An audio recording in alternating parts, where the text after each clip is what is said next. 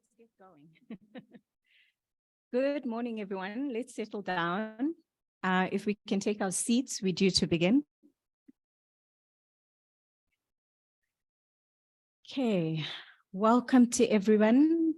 To those who are online, my name is Shamini Harrington. I'm going to be the facilitator for today.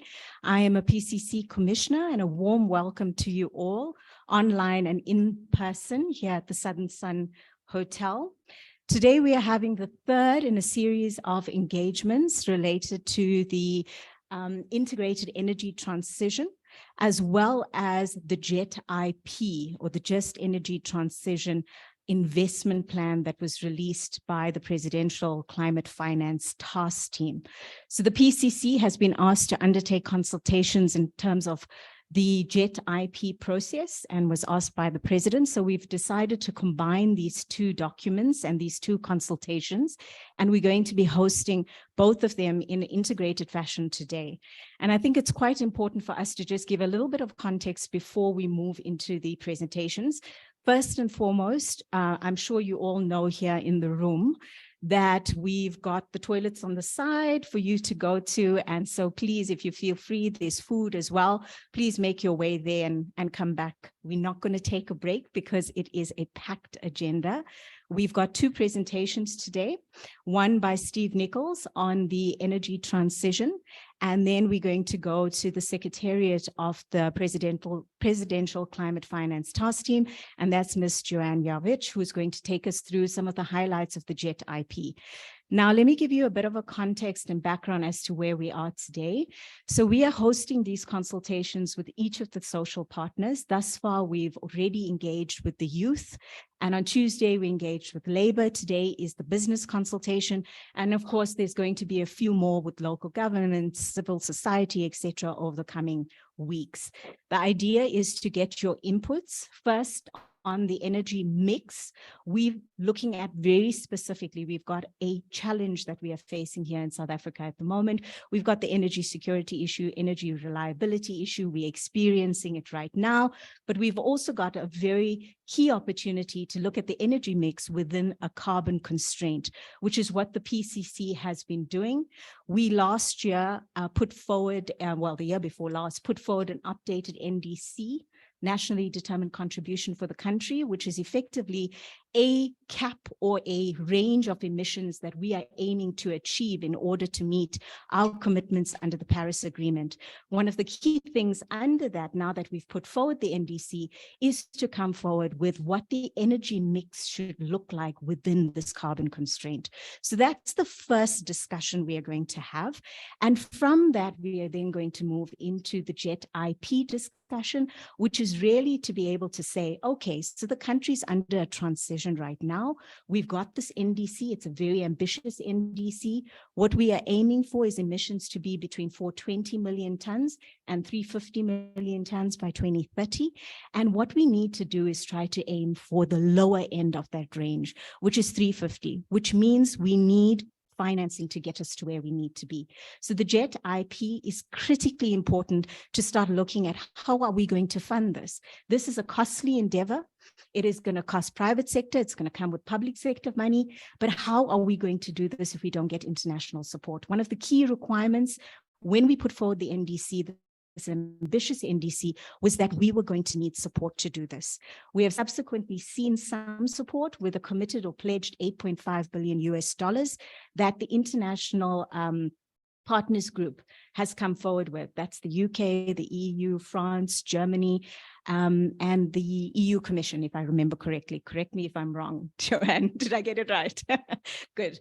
So they've come forward with the 8.5. Some money is beginning to flow that gives us only a drop in the ocean of what we need. The JET IP process has shown us that we need somewhere in the region of 1.5 trillion rand. We've got a gap of 700 billion between what we have and what we need. How are we going to close that gap? So the second question we've got for you, both online and here in the room, is what are the recommendations, inputs around how to close this gap? So it's a big task for you today. input into this process to be able to help us shape in terms of the carbon constraint for the electricity sector, given what we're experiencing now.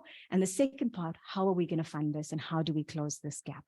So this is where we are at today. We're going to run straight into the agenda. This is, I want to make it very clear, this is a consultation, which means your inputs are very much needed and wanted, and we need to then update the JET IP process as well as the work that Steve and the team are looking at in terms of the energy transition. Nothing is finalized. This was an issue that has come up previously in the consultations. I want to give you assurance that this is a consultation where your input is valued and will be incorporated to the extent that those are the issues that can be added in as a collective. So these are the things you must consider. Please do participate in the consultation, add your input. This is the time to do so. So with that said, I'm going to then, I don't see any questions. I just want to check online. Okay, so we've got no questions with yes. And please, for those on the chat, there's a Q&A tab. Please put your questions in there. We will endeavor to answer online. But if you want to have your voice heard, please also do feel free, pick your hand up, and we can then allow you to take the floor. And of course here, please pick your hand up. You've got mics, and we would then take questions. I'm going to request that we let the presentations run through. We are going to be as short as possible, and thereafter, let's get into the discussion and to the meat of it. All right, have I gotten all the logistics? We good?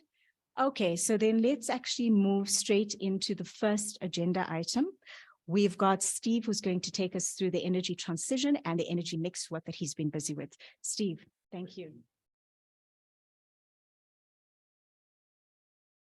Yeah, morning, everybody. If we can just get the presentation up. Yeah, so in February last year, at the Commissioner's strategy session, the Commissioners asked committed to providing a report to the President and to Cabinet around how we would think about the climate constraints in energy planning. And that's the process that we are currently doing and consulting on. And so the presentation I'm giving today is just a rough sense of what we've learned so far, what other research is happening in the sector, and some preliminary conclusions, and really for discussion. And we're hoping that we'll hear a lot more for you. So we sent out the sort of full presentation as part of the sort of reading pack. So I'm going to take that as read and really just jump through the sort of key highlights. We want to hear from you more than from us. So the first point and the feedback we've had in the consultation so far and in commissioner meetings is we need to be thinking about the energy system in line with the energy trilemma. So this comes from the World Energy Council, and we have to think about energy systems in these kind of three axes. We have to be thinking about energy equity, so access and affordability. This has to be a solution for all of the people of South Africa, in particular the poor. We have to be thinking about environmental sustainability. How do the different energy development options impact climate change, water, health in particular? And then the big one that's kind of most debated, which you've seen in the press and no doubt debate yourself, is the role of energy security. So the system that we have to choose needs to be secure, needs to be able to provide consistent, reliable supply.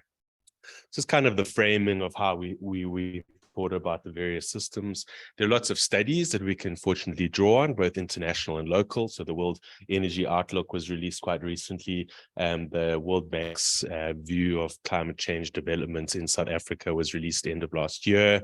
There's the studies that you know very well, that you participated in, many of you, the NBI study. There's studies that are underpinned by the CSR and Meridian, and then there's studies from the private sector. And so we kind of looked at all of these and tried to distill the common messages. And these are just two pictorial examples of two of the key studies, the NBI study on the top and the World Bank study, which was underpinned by UCT modeling and analysis in the bottom. And really, when we look at all of these studies, they more or less conclude the same things, that the least cost energy system without climate constraints is driven by renewables, battery storage, and some kind of peaking support. And most of the models, all of the models are choosing gas to provide that peaking support. And that's kind of the basis of all sort of massive urgent need to invest in renewables comes across from all of the studies. The investment in the grid is particularly important. So that's kind of one of the key constraints in South Africa, as you know. None of the studies are picking coal or nuclear. So the models all have these technologies within them with particular learning curves, and they're not picking those technologies. Although we say at the bottom, these are things we have to watch. So any modeling effort is sort of forecasting into the future, and things change and you might get better data, or there might be significant innovations in that technology. And obviously the two that we're keeping our eye most carefully on is the role of small scale nuclear and CCS, because those are both game changers to how you would solve. Then there's a limited role for gas, predominantly in this peaking role. In some of the studies, they phase gas out for hydrogen towards the end of nearly the end of half century. Lots of investment in storage. Is this need? So there's a concern on the security side across all of the studies, particularly as the penetration of renewables get higher, that you have to have technologies and systems, software systems in place to particularly manage for inertia and frequency in the power system. And then energy efficiency is critical. So we think this is the neglected conversation in South Africa at the moment. All of the models assume energy efficiency targets are met, often aligned with things like the National Energy Efficiency Strategy, which many of you know, which have like 30 to 40% efficiency targets. And so really, they're just thinking about the cost that those are working, is that they are picking least cost options, as I mentioned, of renewables, batteries, and gas. But the cost of the model changes on how quickly you implement those systems. So if you build more batteries and more renewables up front, then relative to the baseline, that system's more expensive, but obviously it has a lower carbon budget, which has a bunch of other externality benefits like impact on air quality and water and climate change. It's kind of what the studies are saying. So that's sort of high-level summary. If we think about variable intermittent RE systems that are the sort of one end of the spectrum, and the sort of traditional status quo systems, the variable RE systems tend to be better on environmental sustainability issues, although obviously not free of issues. On the energy equity side, variable RE systems slightly better on access. Of course, you can also achieve access with traditional systems, and there are some additional advantages with the renewable systems that you can do modular sort of microgrid type systems to enhance access. On the affordability side, as we say, the data is showing that renewable energy based systems at a systems levels are cheaper. Obviously, both systems can do fair distribution of costs and benefits. Depends how you do it. And that really gets to the crux of the conversation around a just transition, which is central to how the PCC approaches the problem. And then on energy securities side, both can be reliable, both can be stable, but you implement them in very different ways. And the first two topics, so what precedes all of this work is 6 or 7 events we hosted at the last quarter of last year. And the first 2 events dealt with these issues of energy security. So it's kind of the long-term picture, what it would look like as we get to net zero by 2050. But of course, we have the short-term crisis, and we have to be thinking very carefully about what happens in the short term. And interestingly, all of the data and all of the analysis also shows that the short-term solutions are the same: renewables, batteries, and gas for storage. They have the advantage of being both the cheapest, but also you can implement them far quicker than some of the other more traditional approaches. In our conversations, what we've heard often is this idea that we need to shift our planning to a much more spatially orientated planning. So instead of bidding for the best available sites in the country, we start to think grid access. So getting to that point that I raised earlier, the sort of big constraint in the system is the grid. So different parts of the country have different grid access, and it's not, unfortunately, in the place that has the best solar and wind capability, but even the worst places in South Africa are better than some of the best places in Europe. So we can still run very efficient systems. And so changing our mindset to let's make sure that we take best advantage of the grid. And how do we do that? One of the things that comes up quite often is having much more transparency on grid access queuing and grid access processing. And then, of course, we have to start thinking about the advantages that this geographic approach gives us. First of all, we can be much more clear in our planning and in our communications. So we had, in fact, in this very room, a commissioner's extended working group here end of last year. And one of the topics that came up is how do we provide hope and communicate well with the general population around energy? And this would give us that opportunity. This is what's available on the grid. This is what we need to do to be able to access it. This is the amount of steel we're going to need to build the wind turbines. These are the roads we have to improve. These are the ports that we have to improve. And you can kind of track progress against that plan. And so that transparent spatial planning, we think, is an interesting thing for us to talk about.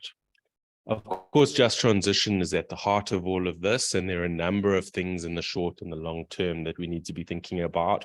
But the common themes that have come up is support for SMEs impacted by load shedding.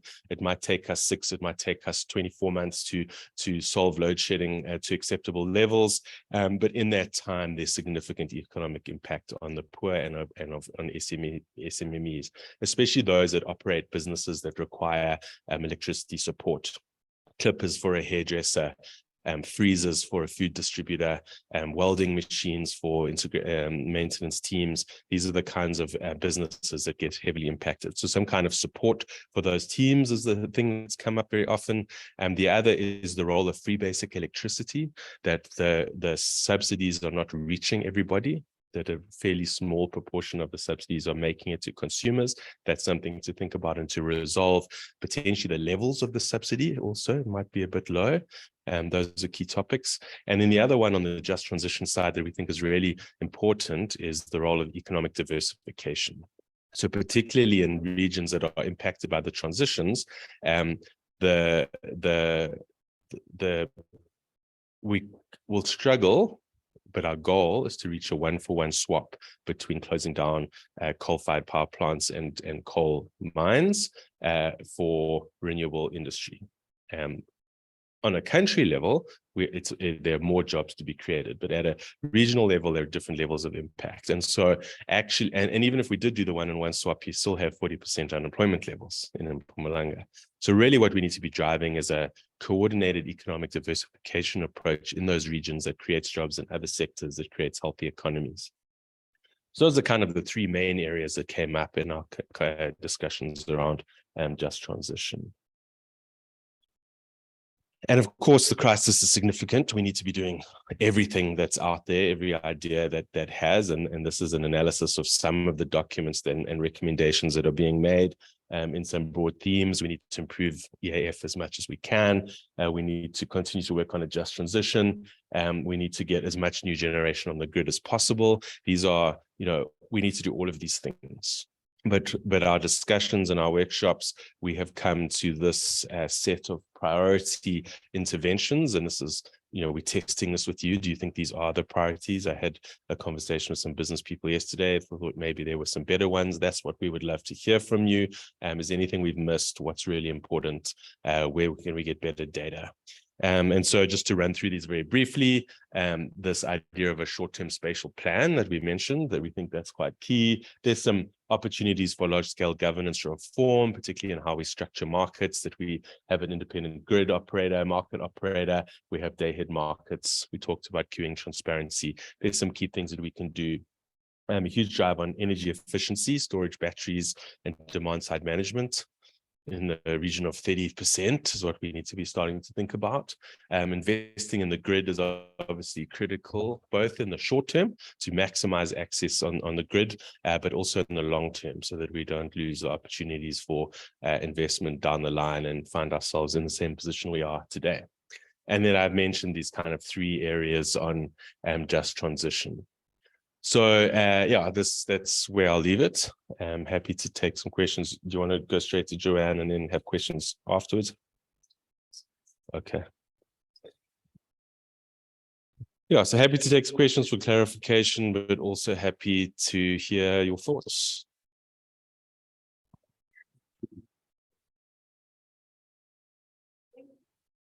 Thank you. Dave Nichols, probably the contrarian view in the room. I will warn you that to start with. Ex-ESCOM, 35 years in ESCOM, running for me engineering on EXCO. A couple of comments I've got. Well, first of all, a comment on your data.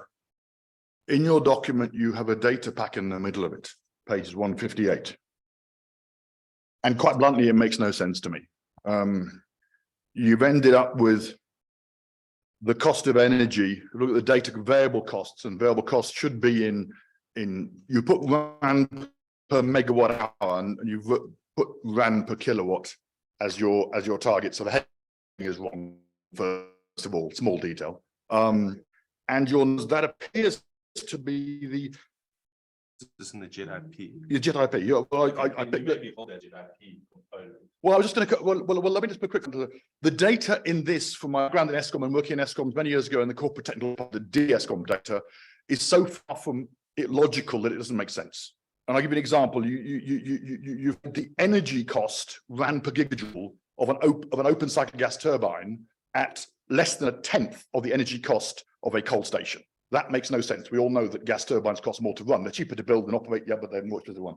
You've made a point that the cost of running Coburg, which we know is a data point at the moment because we're physically running it, is the cost of new nuclear is down as being 2.5 times the cost of running, not buying and building, just running a new nuclear is 2.5 times in your data than the cost of running Coburg. Coburg's a real data point. So there's a whole pile of things now. I can go in detail. I don't want to go. That's the first one. The second one I want to comment is a tariff split.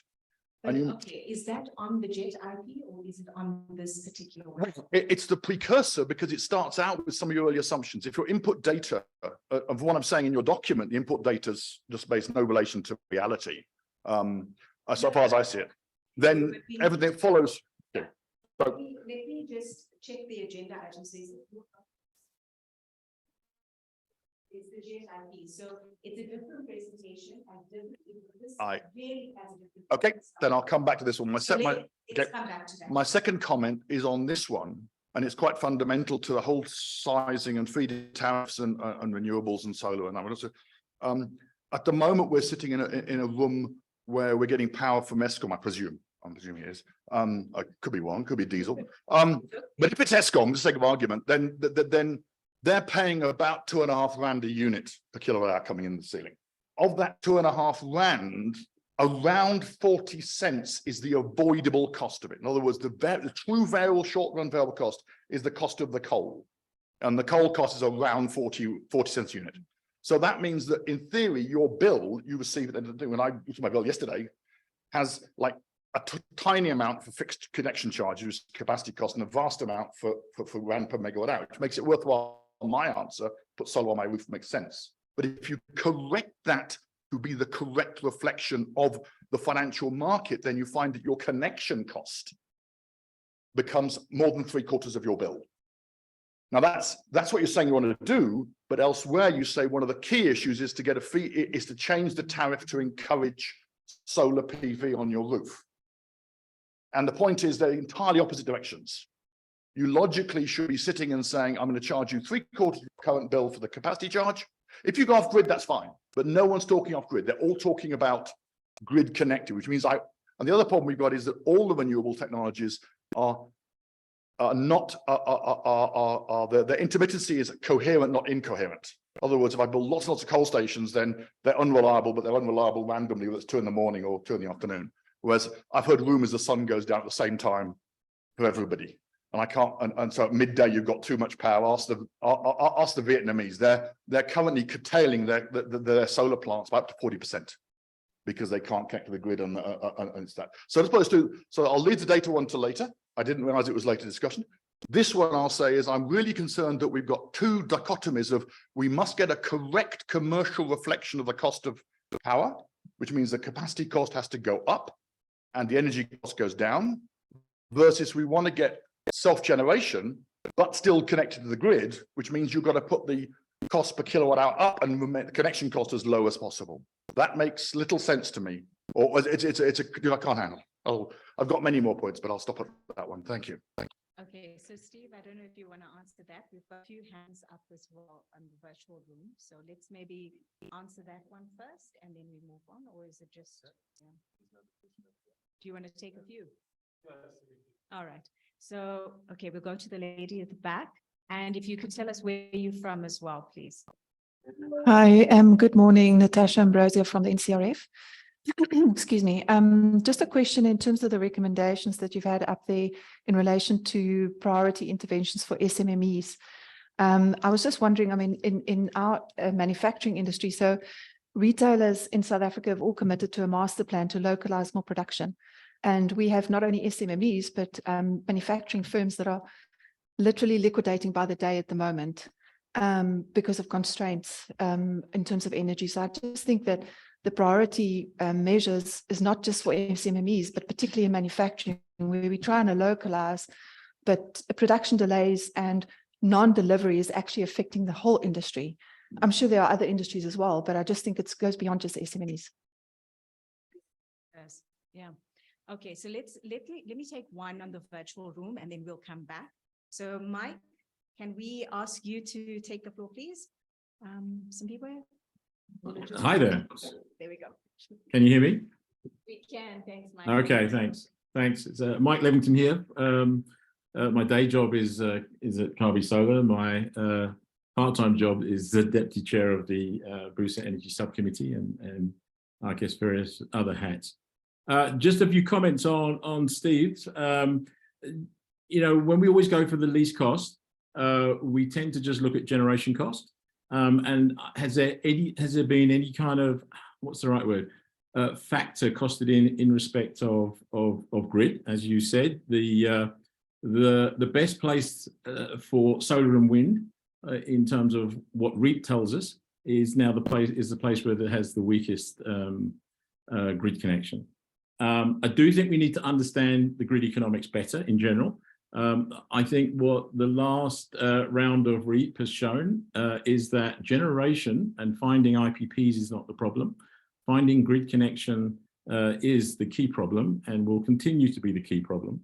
I think the other part is, again, around the long-term planning, where we know by 2030, okay, that supposedly we need to connect 30 gigawatts of renewables, plus 6 gigawatts of gas, plus battery, plus, you know, whatever other, let's say, preferences that the IRP brings up. If we actually think about that logically, okay, around the need to connect 5 gigawatts of renewables just on itself a year from end of 25, 26, 27, 28, 29, 30, what I have seen is there's a need for the public and private sector, IPPs, business, ESCOM, okay, to collaborate in a way that they probably never have before, okay? Because at the moment, as we saw from round 6, you end up with, you know, private sector IPPs essentially taking up the grid because they're able to work faster than REAP. Total lack of clarity about when we're going to procure new power. Okay, we know it's there. We know that the determinations have been made, but nothing on when it's actually going to happen. We have an emergency plan, which, to be honest with you, we're being patient, but I think as business are starting to feel that if you know, plan A is the emergency plan, I think business is starting to think about what should plan B be. And the important thing is that business works together, because if we have different companies all dealing with their own requirements on this grid, okay, and in this market, we're likely to end up with an absolute chaos. I do think we need, as a country, a kind of like, I always call it the 2050 net zero transition plan. Okay, we need to have a North Star that says, what is the grid in 2050, okay, that will allow us to connect, you know, I'll use the Meridian CSI numbers of about 160 gigawatts of renewables to the grid by 2050 for energy security, okay, and hopefully maybe less than that if we find let's say a commercial and safe small modular reactor offering from the Chinese or the Americans. Okay, we need probably around 120 gigawatts of renewables for green hydrogen production. So if you think of a grid that can essentially take almost 300 gigawatts of renewables by 2050, and yet our planning instrument on the TDP can only look 10 years ahead. And the certainty of that plan is dependent upon NERSA awarding Eskom appropriate levels of revenue, okay, to build just for the next 3 to 5 years. So essentially, we need to find a way over the next, I think, 5 to 10 years if we want to solve the energy crisis. And if we want to solve the energy crisis in a way that aligns with the just energy transition. I've said it before, and I've been told I'm cheeky around the fact that building 8,500 kilometers of new transmission line is what a transmission company does. If you want to do it for just transition, you should be talking about distribution. Because if we're talking about how do we allow for greater access to poor communities, then you need to talk about distribution. Okay, and one of the things that kind of came up in the green hydrogen commercialization plan at the end, and we never really got to talk about it properly, is around clarifying the role between government and business in respect of how we make this whole system work. How do we make the just transition work? And certainly, I guess from my point of view, is government will create far more long-term sustainable jobs if they focus in large scale, and I would call probably counter-cyclical investment in infrastructure. Okay, if we invest in ports, in roads, in rails, in transmission, in development, and in particular, how do we integrate ICT and distribution so that we can have, that communities can have two-way relationships with distribution, and more importantly, water, which is likely to be the next, I think, big problem. I guess the other thing I would be saying, slightly with my business hat, it is very unclear to me about how the concessional funding or grant funding from the partners in the JET IP is going to essentially make its way into the debt and equity term sheets of renewable projects that are producing green hydrogen or green hydrogen projects. It seems that to me, and this is experience, that a renewable project that's supplying electricity for green hydrogen gets exactly the same term sheet, okay, as a project that would be bidding into REAP. And one of the things that I do think needs to be looked at is around how is this just energy transition concessional funding and grant funding actually going to find its way to the project and actually find its way into the people that are most vulnerable versus bankers, lawyers, and shareholders, which is always a danger. I think the last comment I'll make is around energy efficiency. The first thing is, to be energy efficient, you need to actually be able to know how much energy you're using. And I'm sure other people in the room who have put up rooftop solar PV systems have found, looking at their app to see their consumption and the output of their panels, now obsessive watching. And that immediately makes you more efficient. The other thing that we have unfortunately stayed away from reluctantly until recently is essentially around the methodological approaches are needed for Article 6 funding.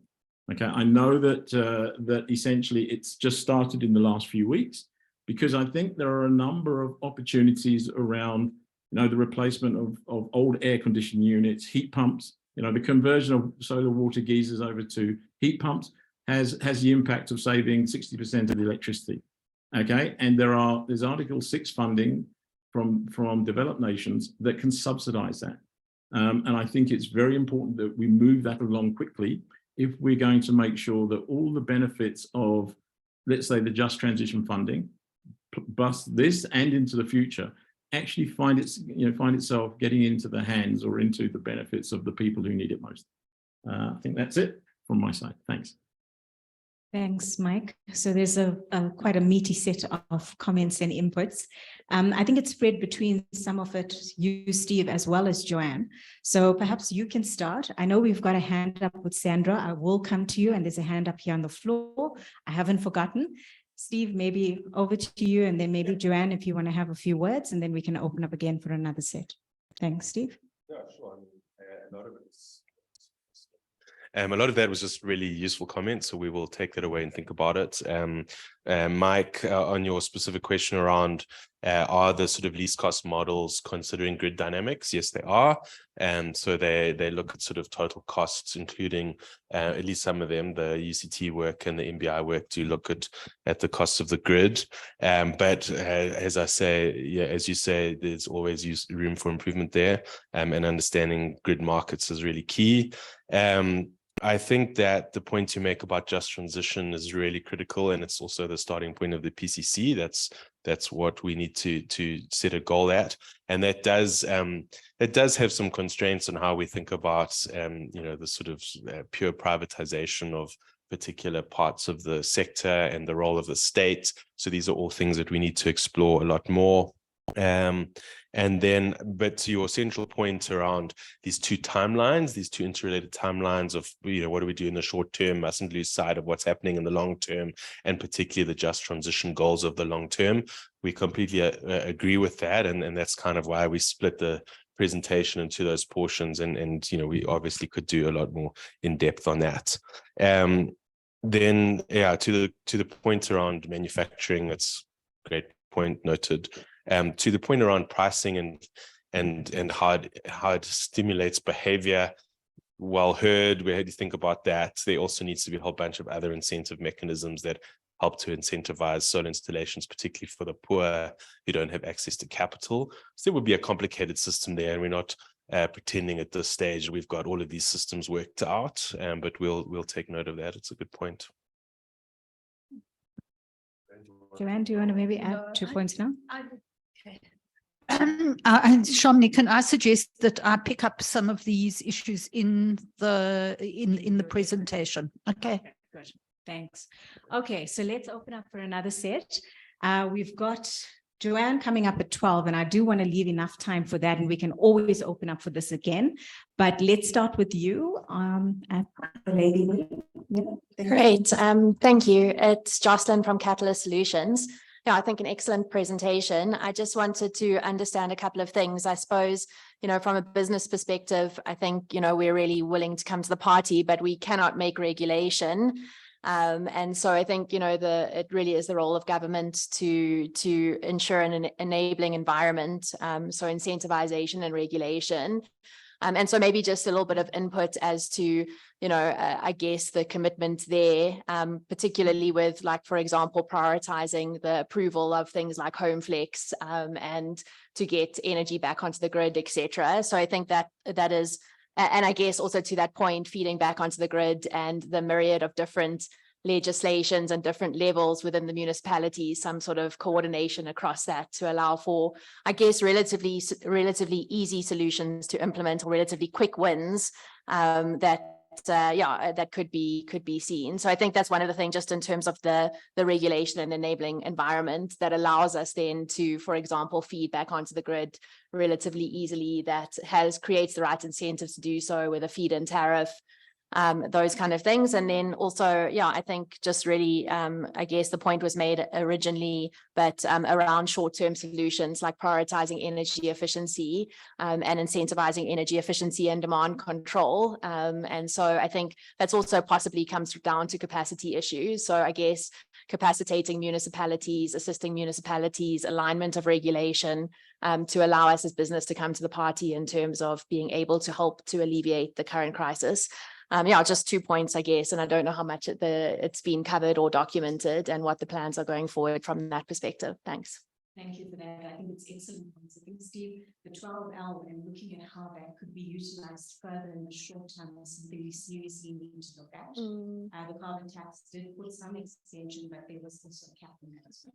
So definitely something to look at, and then the policy enablement. Yeah, and maybe just to the 12L, I agree with that, but also looking at something that can help with more distributed, not necessarily large projects, making it accessible to energy efficient lighting, other demand side solutions that are maybe less. I think there's some challenges with 12L and those incentives, but getting the incentives in place, getting the feed-in tariff through as quickly as possible for HomeFlex and other feed-in tariffs, and these demand solutions, like for example, ripple control on geysers. Where is that, and helping our municipalities to implement that. So, thanks. Thank you. We've got a few more hands here in the room. Let me go to the virtual room first, and I'll come back to you. Sandra, over to you, and then Gordon, please. Thank you, Shamini. My comment is related to the specific draft recommendations. And the only comment I want to make to that is being realistic, and we are in South Africa. We have actually got an issue with criminality as well. And there is that problem, and it is a realistic situation. So we do have cable theft from time to time. And we can make the best plans possible in the area to make sure that the grid is stabilized and we have all those issues addressed. But we have to, at some stage, just ensure that we include some recommendation, some format or something to address the issue of cable theft, because it is a real problem, especially if you're looking at home distribution and especially if you're looking at SMME distribution. So I know it's not the ambit of this specific study and this specific recommendations, the draft recommendations that Steve has mentioned, but I do think we will be remiss in not mentioning it, at least, that it has to be addressed as a matter of urgency as well. Thanks. Thanks for that, Sandra. I think it does go very much in terms of your short-term interventions with the crime and corruption. I think it's very specific on this issue, but definitely under that theme. Gordon, over to you. Good morning, everybody. Thank you. I agree with most of what Mike is saying, other than the one, and it's almost just a one-word comment, which is infrastructure investment in roads. I know this is the energy transition we're speaking about, but energy is key in the whole transport conversation as well. And really, what we should be doing is, rather than investing in roads as an infrastructure investment, is looking at, you can call it sustainable mobility or sustainable transport, where we look at changing our urban shape and shifting the way we travel. So we shorten travel distances and shift the way we travel to walking, cycling, public transport, and particularly where it's possible, freight onto rail, and addressing the whole freight conversation. So it's an important conversation. I know the PCC is looking at this, but if we're going to get a just transition, we really do need to consider this very, very urgently in terms of providing affordable access to opportunity through a different system, which is not focused on investing in roads, but focused on changing the way we travel and move things. Thank you, Gordon. I'd like to go to the gentleman in the room at the back. Morning, Renee Motilal Narkam, which is the Auto Component Manufacturers Association. I just kind of want to pick up with what my friend across the room was starting to touch on. And if we assume that the manufacturing sector is the bedrock of a industrialized economy in South Africa, which we hear all the time in various statements, I just want to get a sense from the colleague who presented earlier that, have you done a kind of global benchmark? Which countries do we structurally compete with in terms of the sectors we have, in terms of GDP per capita? I don't know, is it Thailand? Is it Indonesia? What is their current mix and what is their mix for the future, and where are we stacking up against that?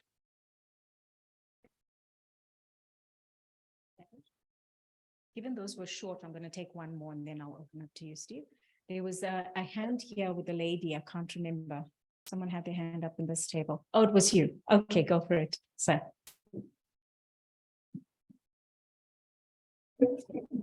Oh, good morning. My name is Fanny Chiflaro. I'm with the South African Petroleum Industry Association. Maybe just to start by saying that SAPIA, as an industry body, we acknowledge government efforts to combat climate change. Hence, we acknowledge the publication of the JET plan. What we'll really want to see in the document, don't know if there will be that space and room to seriously take some of the input to enhance the document itself, because I don't see a proper reflection of the transport energy, like the role that, the oil and gas or liquid fuels they play in the current environment, and how do we take that into the transition that we're talking about up to 2050. We all know that, transition is something that's going to happen tomorrow when we wake up. It's a journey that we need to travel. So transport requirements, if you look at the car park today, is something that's going to take a long time, particularly that we are a developing country. It's going to take a long time. So the ICE, vehicles are still going to play a critical role. So really the short question is like, is there going to be a platform where we can submit input that properly reflect the interaction between the liquid fuels and the current vehicle park, and how can we take that in the transition journey? Because I don't see it that properly reflected. It's not actually reflected, in the paper. Thank you. Thanks, Mani. Steve? Yeah, thanks everyone. Yeah, Justin, that was really useful. I think you raised a similar point actually that I wanted to pick up that Mike raised. This needs to be a very collaborative thing. Every sector of society has a very distinct role to play. On your point about the role of municipalities, I think is really important. So there's a lot of need to capacitate municipalities so we can get the tariff right, but municipalities also have their back office administration systems right. And so some of the cities we've been spoken to, they just can't get the billing right. And so the tariff, it's a whole different problem. So I think those are points well made. To Sandra's point on criminality and cable theft, and criminality is in general a problem, particularly when we start to incentivize poor communities for rooftop solar. Theft of those panels is a big problem. And then of course there's even, there's problems at a macro scale in terms of coal corruption and so on.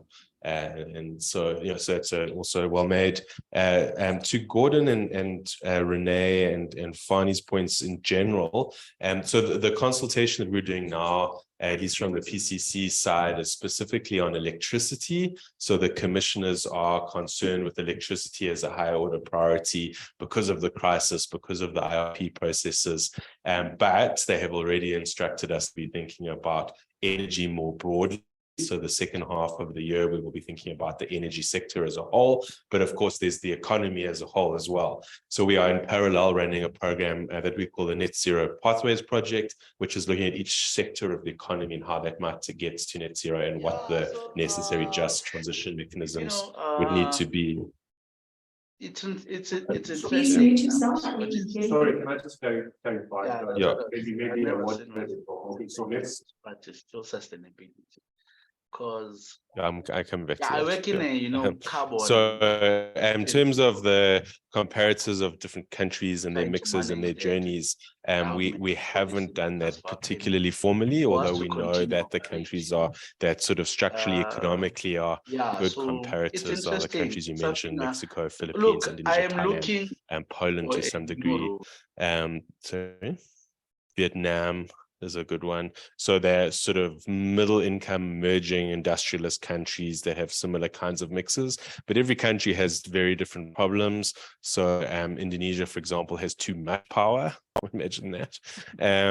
So, and so obviously there's solutions, particularly when you get to the finance of coal closure and in new energy, is quite a different challenge to what we have. And so we do look at sort of international trends, particularly in technology and technology mix and how different countries are transitioning. We haven't specifically done a benchmark study to say which country is most close to ours. But if I was to guess, it would be those countries. Thanks, Steve. Thank you. There was another hand in the room. Dave, I'll come to you. The gentleman there, and then David. Please go for it. Morning. My name is Moroka Mukhubo. I'm from Eskom Generation. Thanks for the presentation, and I guess the input from Mike resonated quite a bit when he specifically spoke about using least cost as a factor for driving the transition or looking at the transition from as far as lens is concerned. And I guess in the true sense of there's a saying speaks to, cheap can be expensive in a certain sense. And so we just have to be a little bit careful around that and to focus more, in my opinion, on sustainability across the various factors considered, be it energy security, equity, or the environmental components. You would probably, in fact, then add the financial aspect and as well as labor to the trilemma. So make it more a five-sided thing to look at. So just a comment around that. And then I know there was a mention of a 1-for-1 swap, or getting to a point where we'll get to a 1-for-1 swap between traditional sources of energy and the renewable energy that we're moving towards in the direction of. So I just wanted to get an understanding what the timeline for that is perceived to be, and also the related cost, if it was taken into account within the study. Thank you. Okay, thank you. David, and then we'll come. Thank you. Mine will be a relatively quick question.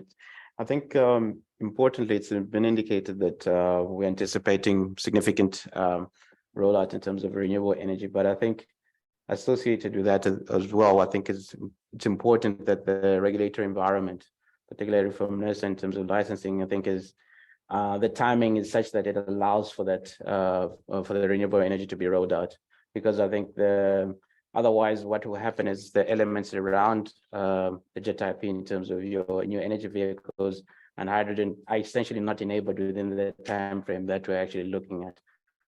So maybe just a comment in terms of how those elements are being factored into the thinking and the planning. Thank you. Just a quick comment. I'm rather concerned at the degree to which batteries appear to be in the system in your understanding. The current view is, as I understand it from studies, is that you've got to get battery storage down to around $50 a kilowatt hour, make it really make a big difference in the energy field. Current large-scale battery storage systems, I mean, quote Eskom now because they're going out for a tender on a large battery system, but across the world are north of $300 a kilowatt hour. The cost of lithium-ion batteries is now down to the point where it's a manufacturing issue and a commodity, and 85% of the cost is materials. And we know the cost of lithium. So for the last 5 years, battery prices haven't been falling. They fell up to then because of learning and getting bigger plants, but now we're down to that period of industry. So I just worry that your model is built on batteries, and batteries, nobody I know in the world is actually putting batteries as a big part. I'll give you an example. The Vietnamese, which you quoted just now, just issued in December last year, their revised energy plan, their version of the IRP. And what's interesting in that plan, just to put some numbers, there's no battery. There's 35 gigawatts. They're at some size grid as well. 35 gigawatts of gas turbines, oil-fired, and there's 700 megawatts of solar. Nothing else on solar. So I just put a comment. Some of our thought processes are, and just of interest on Vietnam. Vietnam got their big build out, which everyone talks about, by having a feed-in tariff, which was higher than their sale tariff across the country. So 20-year PPA on a feed-in tariff that is greater than your current residential tariff. If you do that in this, and it was, and the figure they quoted was 4 times the price of the last bid window 5, whatever it was. In other words, it's about R1.70 in our terms, feed-in tariff. If you do a R1.70 feed-in tariff, you will get solar panels and in the country like you won't believe. Unfortunately, they're also curtailing up 40% of their solar plant because they've got so much. Hence, they're doing nothing. They've got nothing planned to 2030. Just a thought thing, but the batteries worry me because you put batteries as your central theme for getting rid of intermittency. And batteries are not going anywhere in the world. They certainly help with short-term response because inverter-based systems require you to have a very short-term response. You haven't got a rotating lump of copper. My generation friend, I'm sure, will buy into this one. You need something really fast. But that's a function of having so much inverter power on the system, not replacing the pump storage schemes and everything else. And if you're going to go for storage, pump storage is a quarter price of batteries. And just of interest, the IRP 2019, which you don't reference much here, rejected both pump storage and batteries as too expensive. There are no pump storage schemes in the IRP 2019. There were no batteries, and batteries are rejected as being way too expensive. I see the learning, I see UCT's numbers, which you quote, have a massive learning, but they've somehow got to the point where 20% of the material cost of batteries is their endpoint. I don't know how you get there. You know, it's an interesting thought process. Sorry, it's a bit long, but so I just worry that batteries are in as a key thing. If I think batteries out, what happens then to your model? Okay. Steve? Yeah, thanks. I mean, to Morika's comments, agree. The analysis needs to be across all of those areas. That's why we start with that trilemma. I mean, I like the 5-sided thing. We think about it as that triangle being embedded in the just transition. So we're thinking about, it's also finance, it's also labor, it's communities, it's all of the other components. So I agree, cost is one decision criteria. The one-to-one timeline on the job swap. So I mean, it was more a theoretical comment to say we need to do more than just swap one-to-one job. We need to be thinking about solving unemployment in Mpumalanga. So lift our focus up just from the coal sector to the comments many people have made. We need to be thinking about the economy as a whole. But I guess the timeline would be attached to the decommissioning schedule.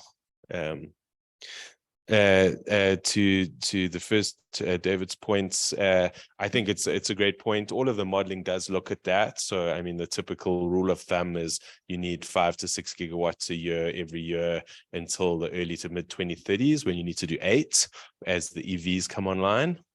And then as you get out to the mid 2040s, as hydrogen starts to come online at scale, you need to be building at 12.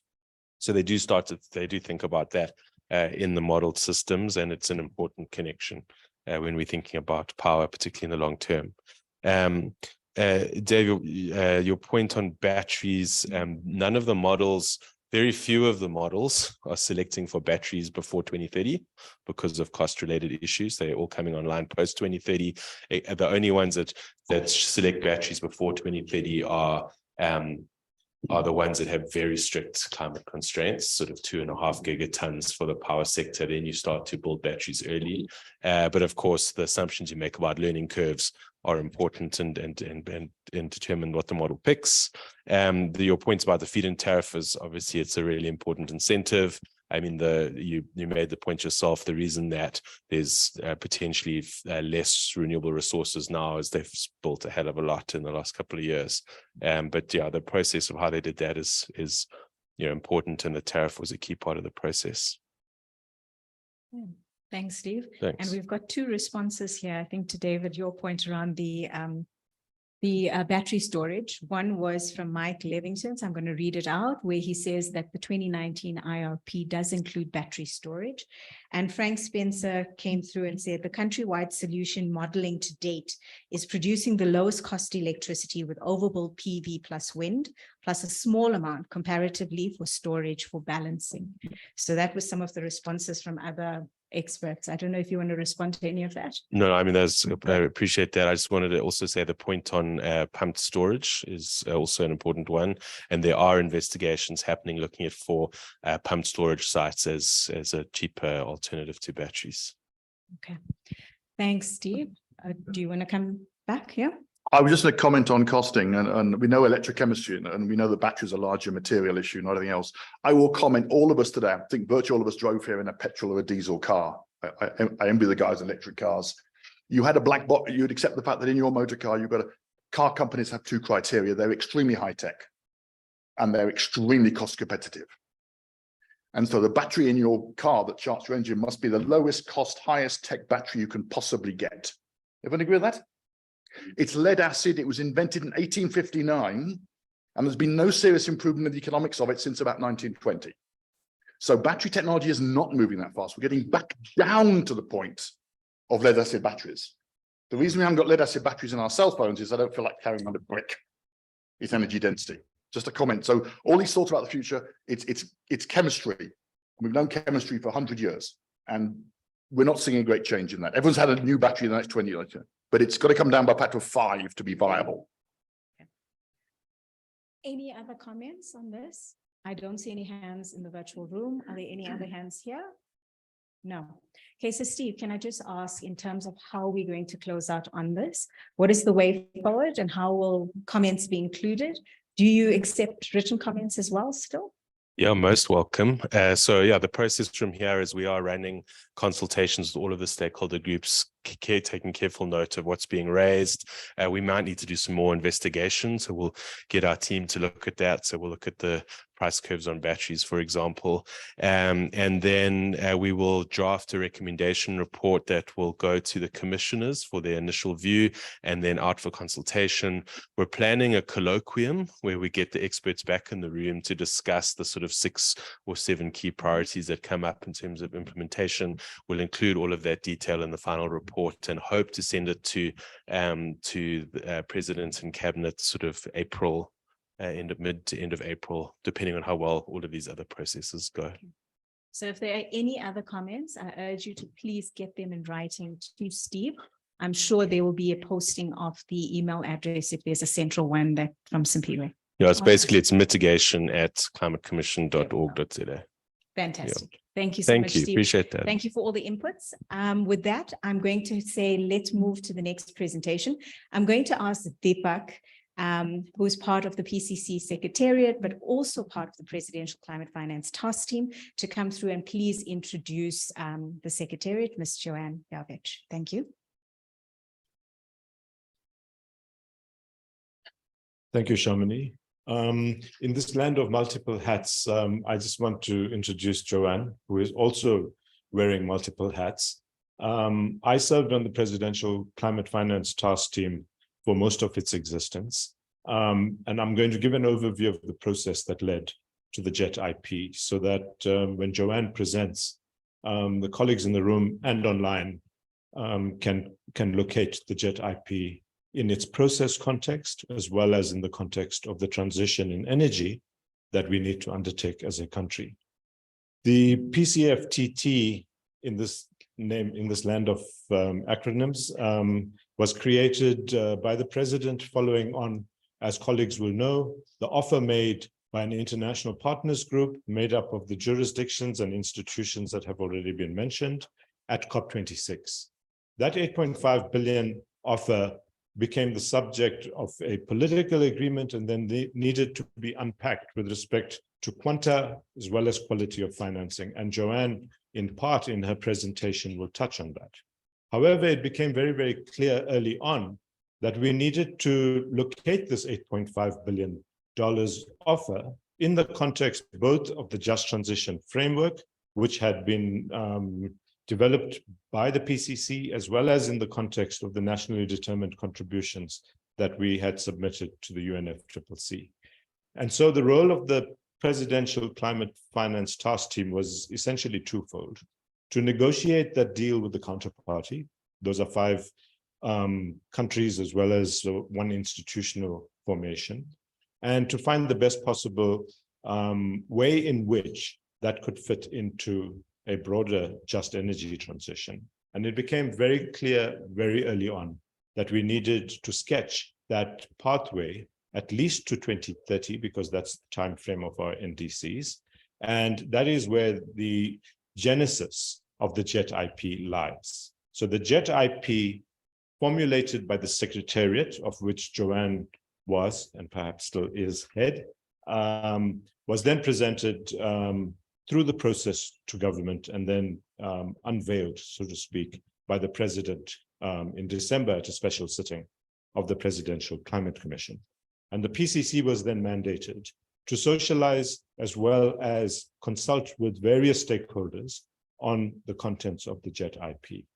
As for the Presidential Climate Finance Task Team, it is in the process of being reconfigured, and capacity, because we need to focus on implementation now, will be created in the right institutional place in order to, after these consultations, or even side by side with these consultations, begin the process of implementing the early stages. Of course, the key issue is that 8.5 billion as a component of the JET IP's estimate of $98 billion, which Joanne will unpack, should really be the focal point. So the makeup of the 8.5 billion, yes, very, very important. The role of grants and concessional finance within the mix, very, very important. But how do we close this gap of 90 billion, which is what the estimate is of the JET IP, to achieve our dual socioeconomic justice as well as decarbonization objectives by 2030? So it is in that context that I want to invite Joanne to take us through briefly the contours of the JET IP, and then under your guidance, Shamini, perhaps we can have an engaged conversation. Thank you.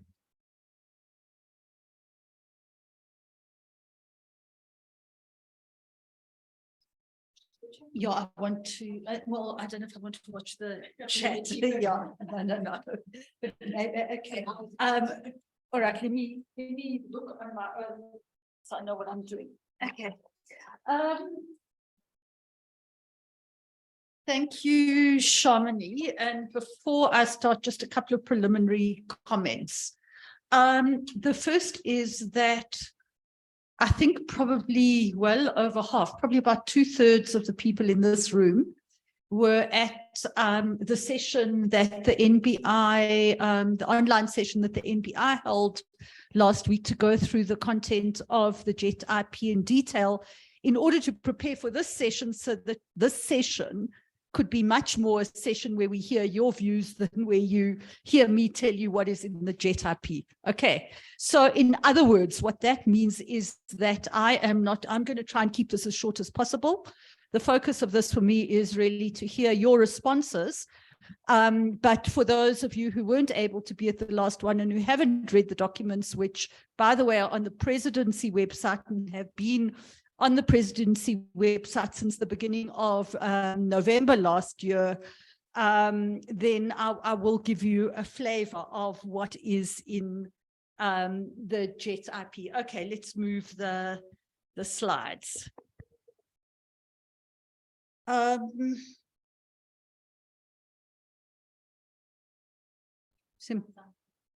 okay, next, yeah, there we go, next one. Okay. So Deepak spoke about, and maybe just to give you a framing and talk to you about what is this plan and what is not the plan. What is the plan not? So the plan does come out of this agreement. This plan comes out of the Glasgow partnership that was signed between the IPG and South Africa.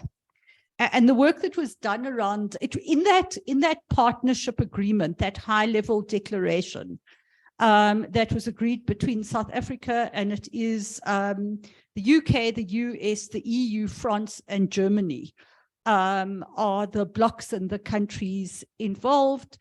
It was agreed that we would set up, in relation to climate change, and specifically in relation to the electricity sector, green hydrogen and electric vehicles, a 3 to 5 year rolling program of cooperation between South Africa and those countries in order to support South Africa in its climate change ambitions. So I think it is important to say this is not a whole climate, not the whole world of climate change. It is a set of very significant, but still quite a narrow element of what needs to go into an overall climate change strategy. And here we are looking at the financing. Can we move on to the first slide? Okay, I can, okay, it's, all right, thank you. Okay.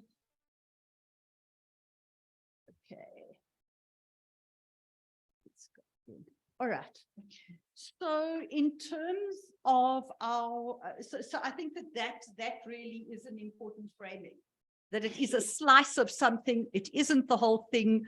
It's responding. It is a response to a particular agreement and to a particular document. So I think that the context for this, and I'm not going to go through all of it. I think everybody in this room will be conscious of the serious physical climate risks that we face as a country, and the fact that that places on us a serious imperative to actually address climate change and the risks that it poses to our country. We are in the early stages of the move from a high carbon economy, the most carbon intensive economy in the world. And I know a lot of people are saying South Africa has contributed very little to the problem. We're now sitting with kind of historical emissions and we are small. We are, however, we are the most carbon intensive economy in the world, and it has significant implications, particularly for business, which I want to come on to.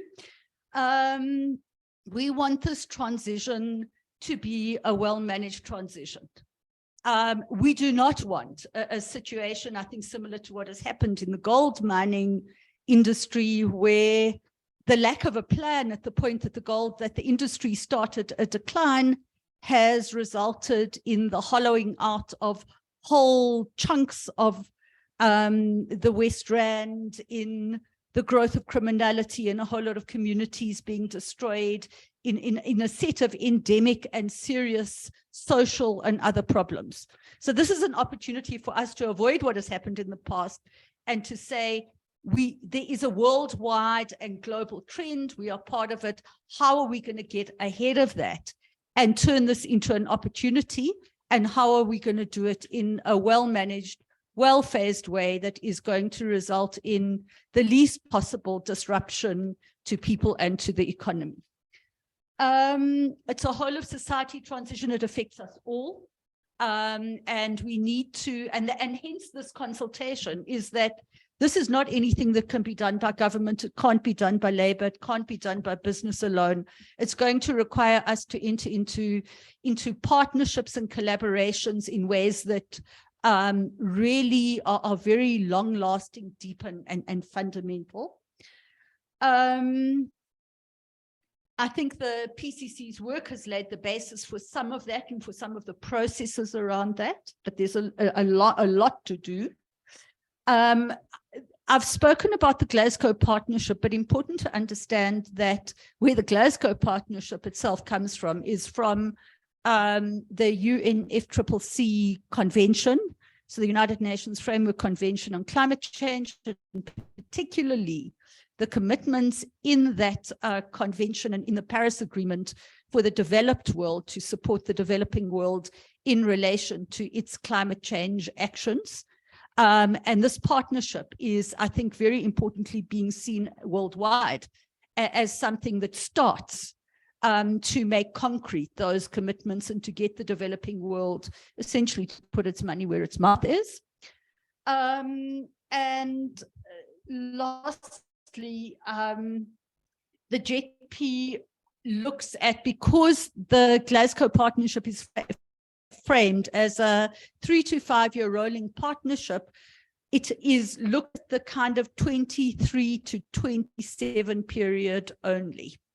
And kind of some bits of it go up to 2030, but it really is a document that is looking, saying, if we're going to set ourselves on this journey, what do we have to do in the short run?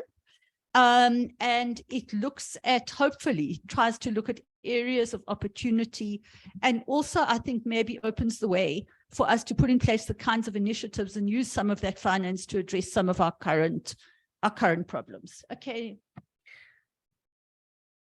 All right. So just in summary, what the plan tries to do is to look at how we build a pathway towards a low carbon and climate resilient society. I think I just want to look at the far left slide, which is that the other context that is important is that it is in the context of our ambitious NDC, which is set out on the left-hand side of the slide. And really what we committed to do was to reduce, in our updated 2021 NDC, we committed to try and reduce our emissions within that 420 to 350 megawatts of megatons of carbon equivalent.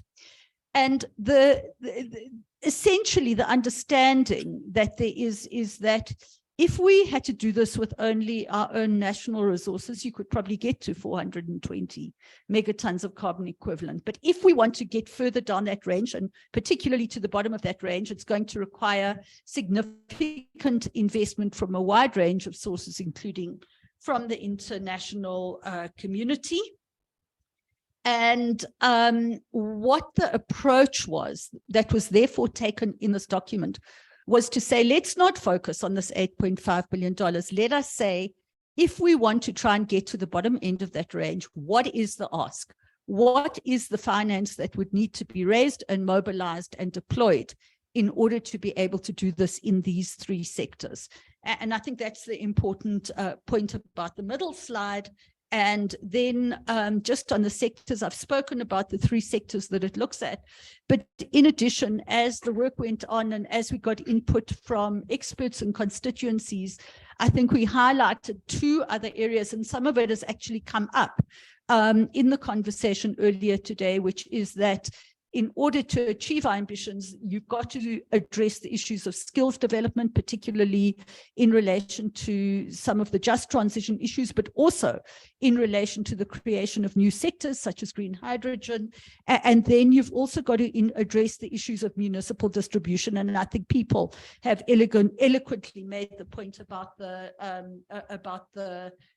distribution network and the critical issues around municipalities. Okay, then, sorry.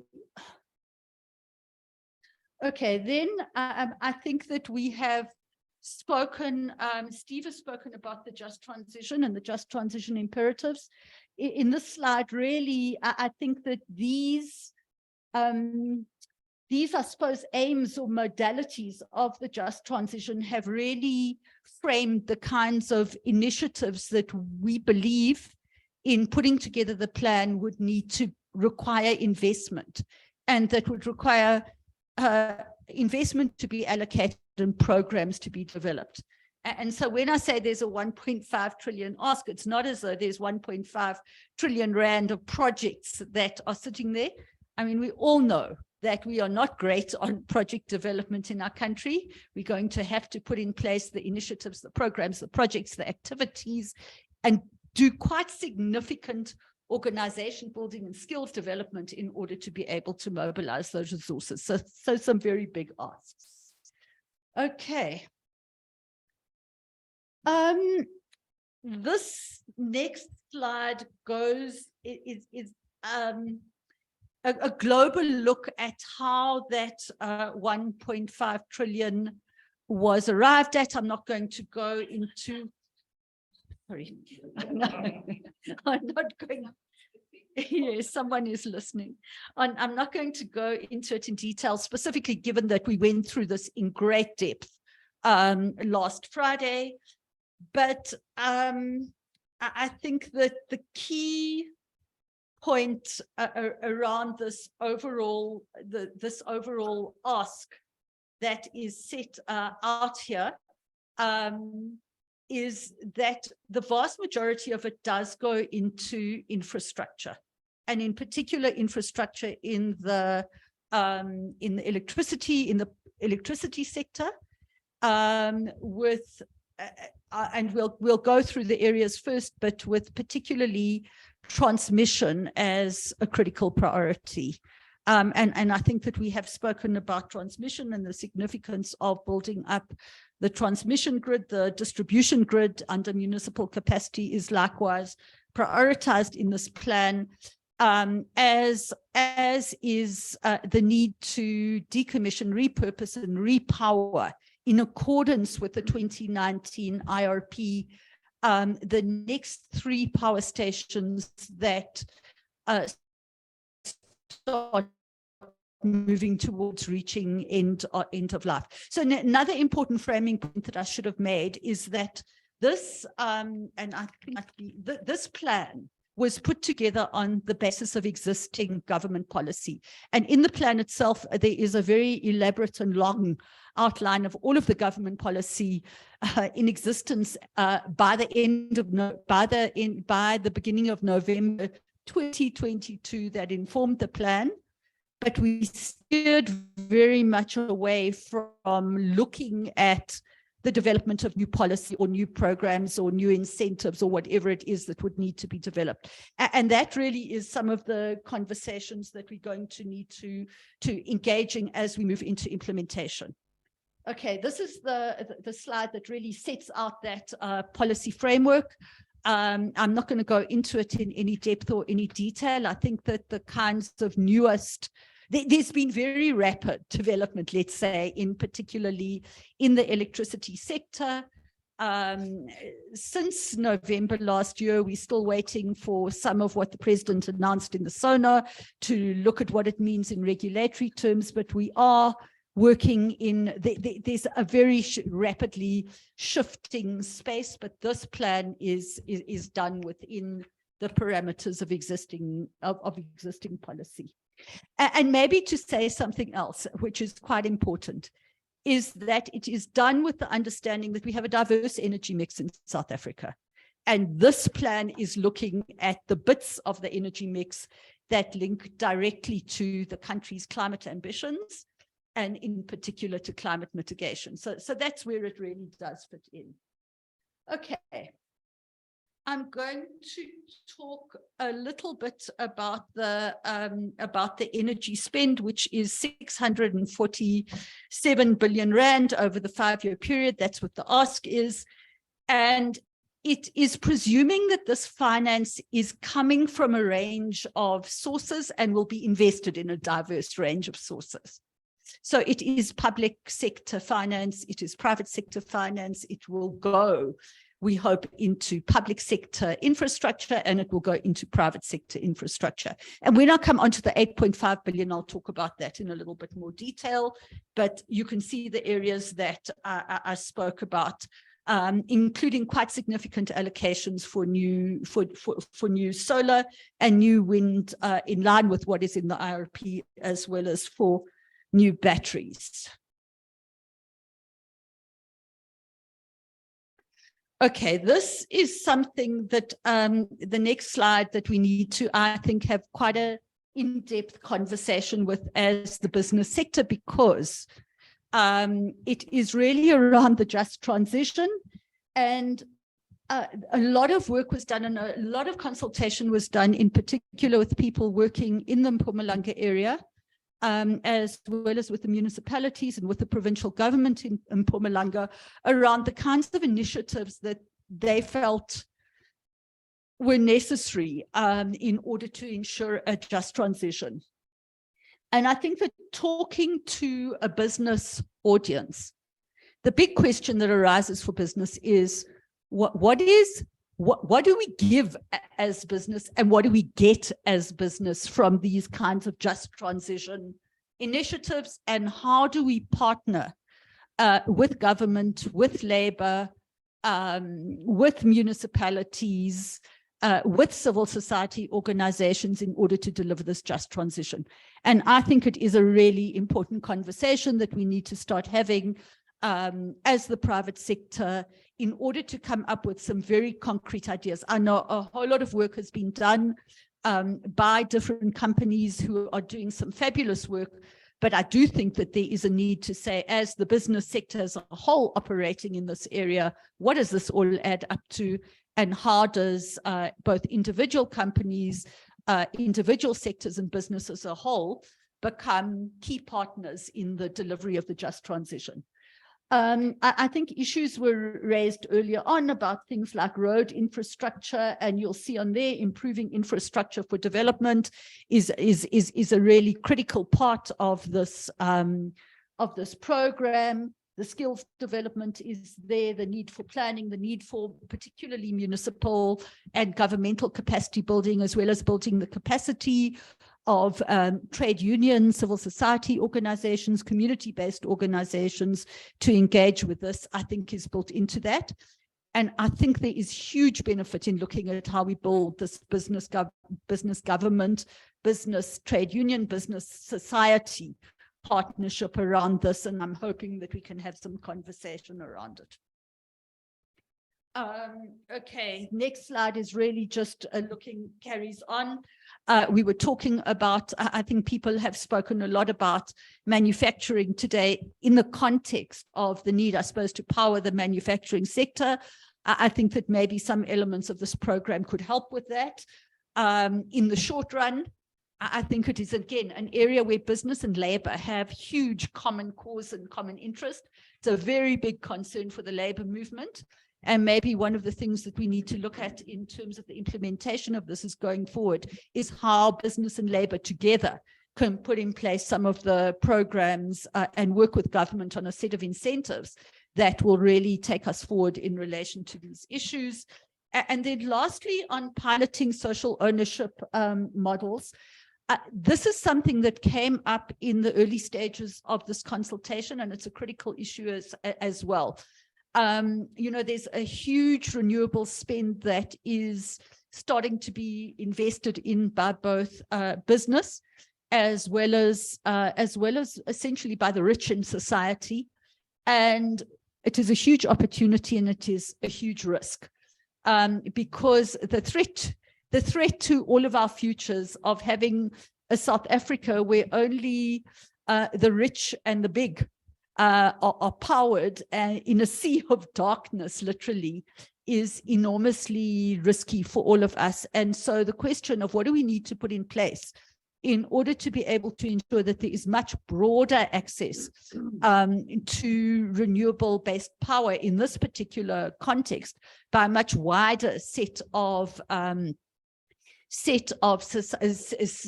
kind of cross-section of society becomes a critical thing. And that's why we've put a significant allocation for starting to pilot the different ways that that could happen, including looking at the potential of embedded generation. Eskom has been piloting its mini grids. There are various pilot projects in different townships around the country around this, and somehow we need to find solutions to be able to ensure that the poor also benefit from the potential of the renewable sector. Okay, I'm not going to go into the municipal sector. This, by the way, just to say, needs quite a lot of work. The work was done at quite a late stage in the process, in response to the consultation, in particular with municipalities and with SALGA. And so there needs to be quite a lot more research done around this, and we will, in the implementation phase, take that forward. Okay, getting on to NEVs, and Fanny, I hear what you are saying.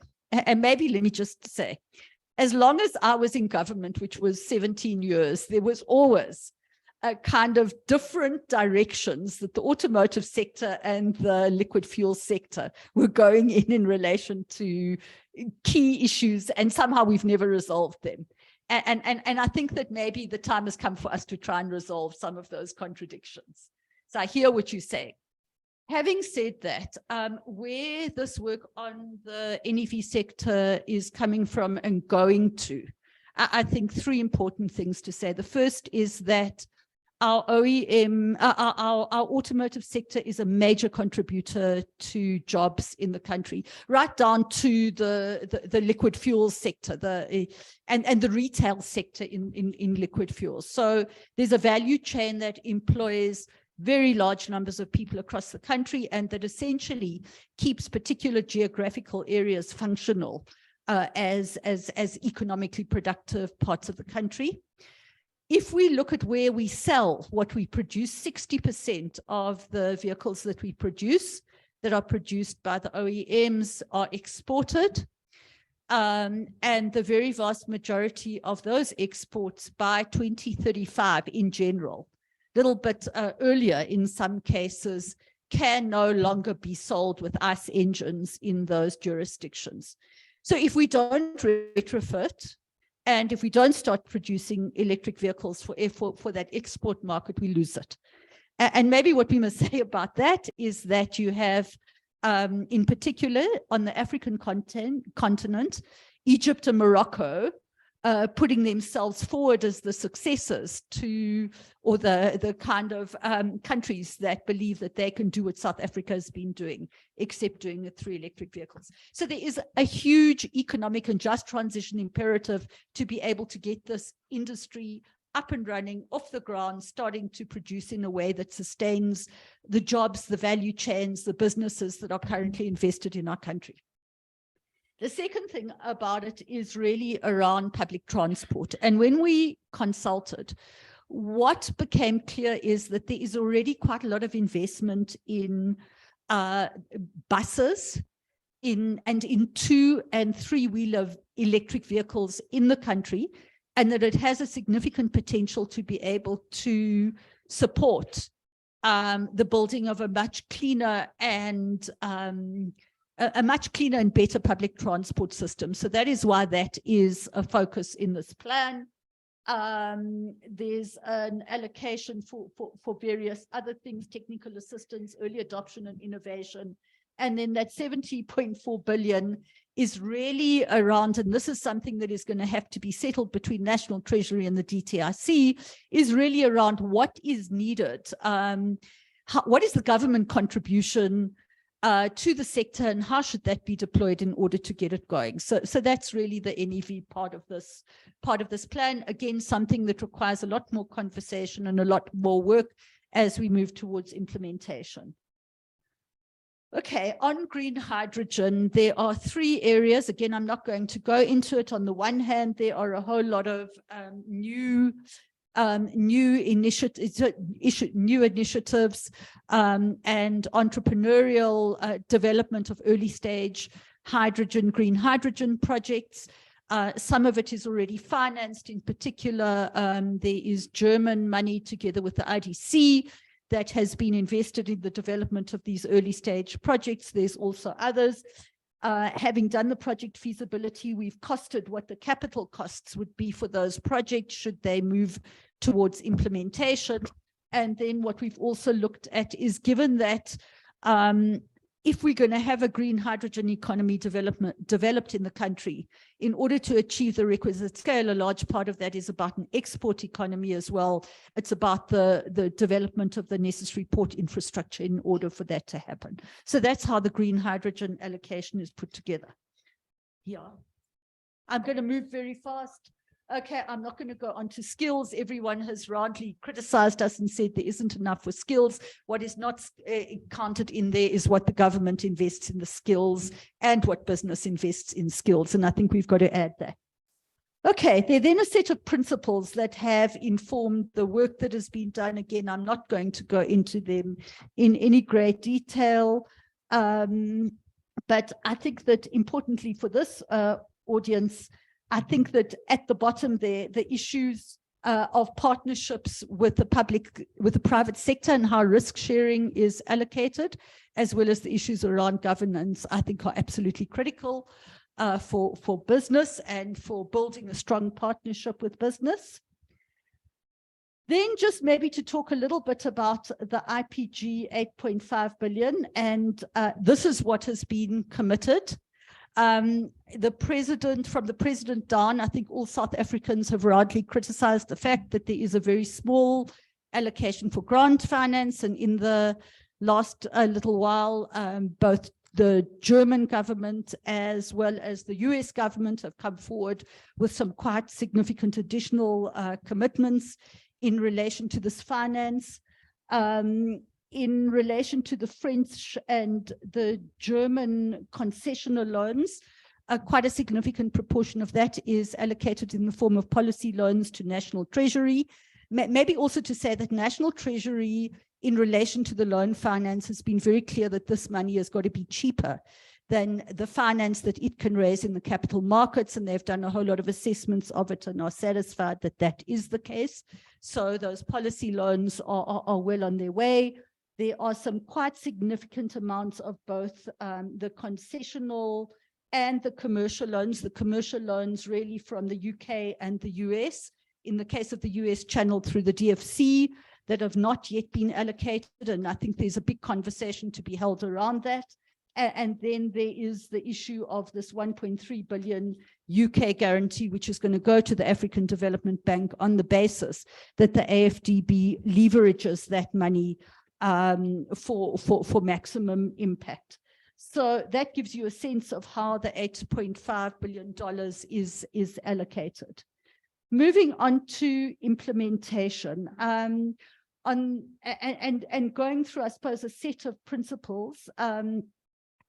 This work is currently overseen by an interministerial committee on climate change that then reports into cabinet. As Deepak indicated, the PCFTT is being refitted or retooled, and a steering committee is in the process of being set up that I think will have senior level governmental participation in it, as well as a set of other key stakeholders, including, I would hope, the PCC. They're obviously going to need to be at project level agreements, but with the implementing institutions. National Treasury is going to continue to play quite a critical role in relation to the loan finance and how that is deployed.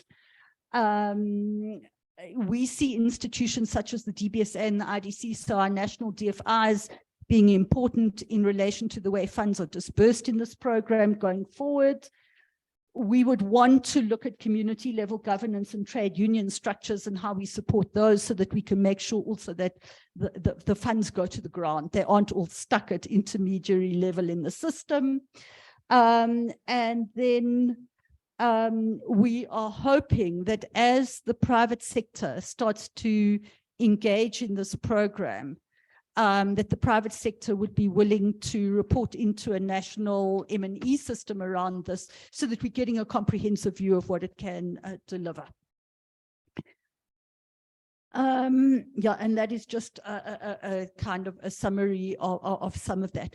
I want to lastly just talk about the consultation process with the private sector.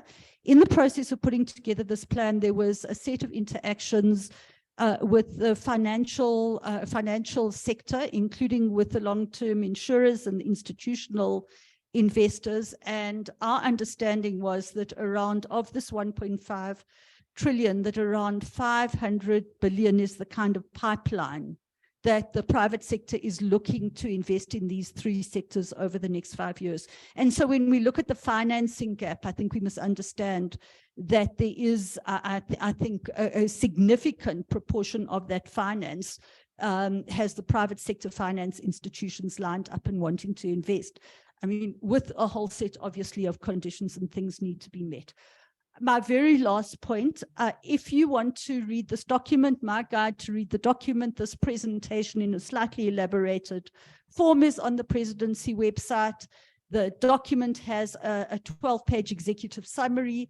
It is a 100-page document, and David then has another 100 pages that looks at all of the assumptions, the methodology, the data that was used in order to arrive at what is in the document.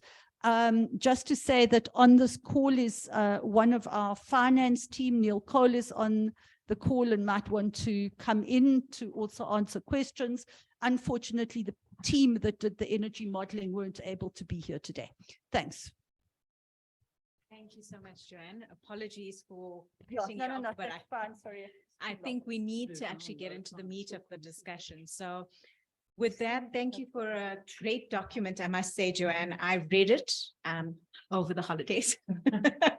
So it's a very lengthy document, but there's a lot in it, and there's a lot of good work that provides a solid basis for now looking at the long term to get us to net zero. But we're here to talk about what we can do to close this gap that Joanne has put forward. So I want to hear from you. I'm going to open up now for some comments. I'm going to start here at the room. So are there any inputs, suggestions for Joanne and the team? I just want a bit of history. We always think our great-great-great-grandparents were idiots. It's one of the great things you all think you know more than history. There was a comment Joanne made about the rich and industry having power and nobody else having power.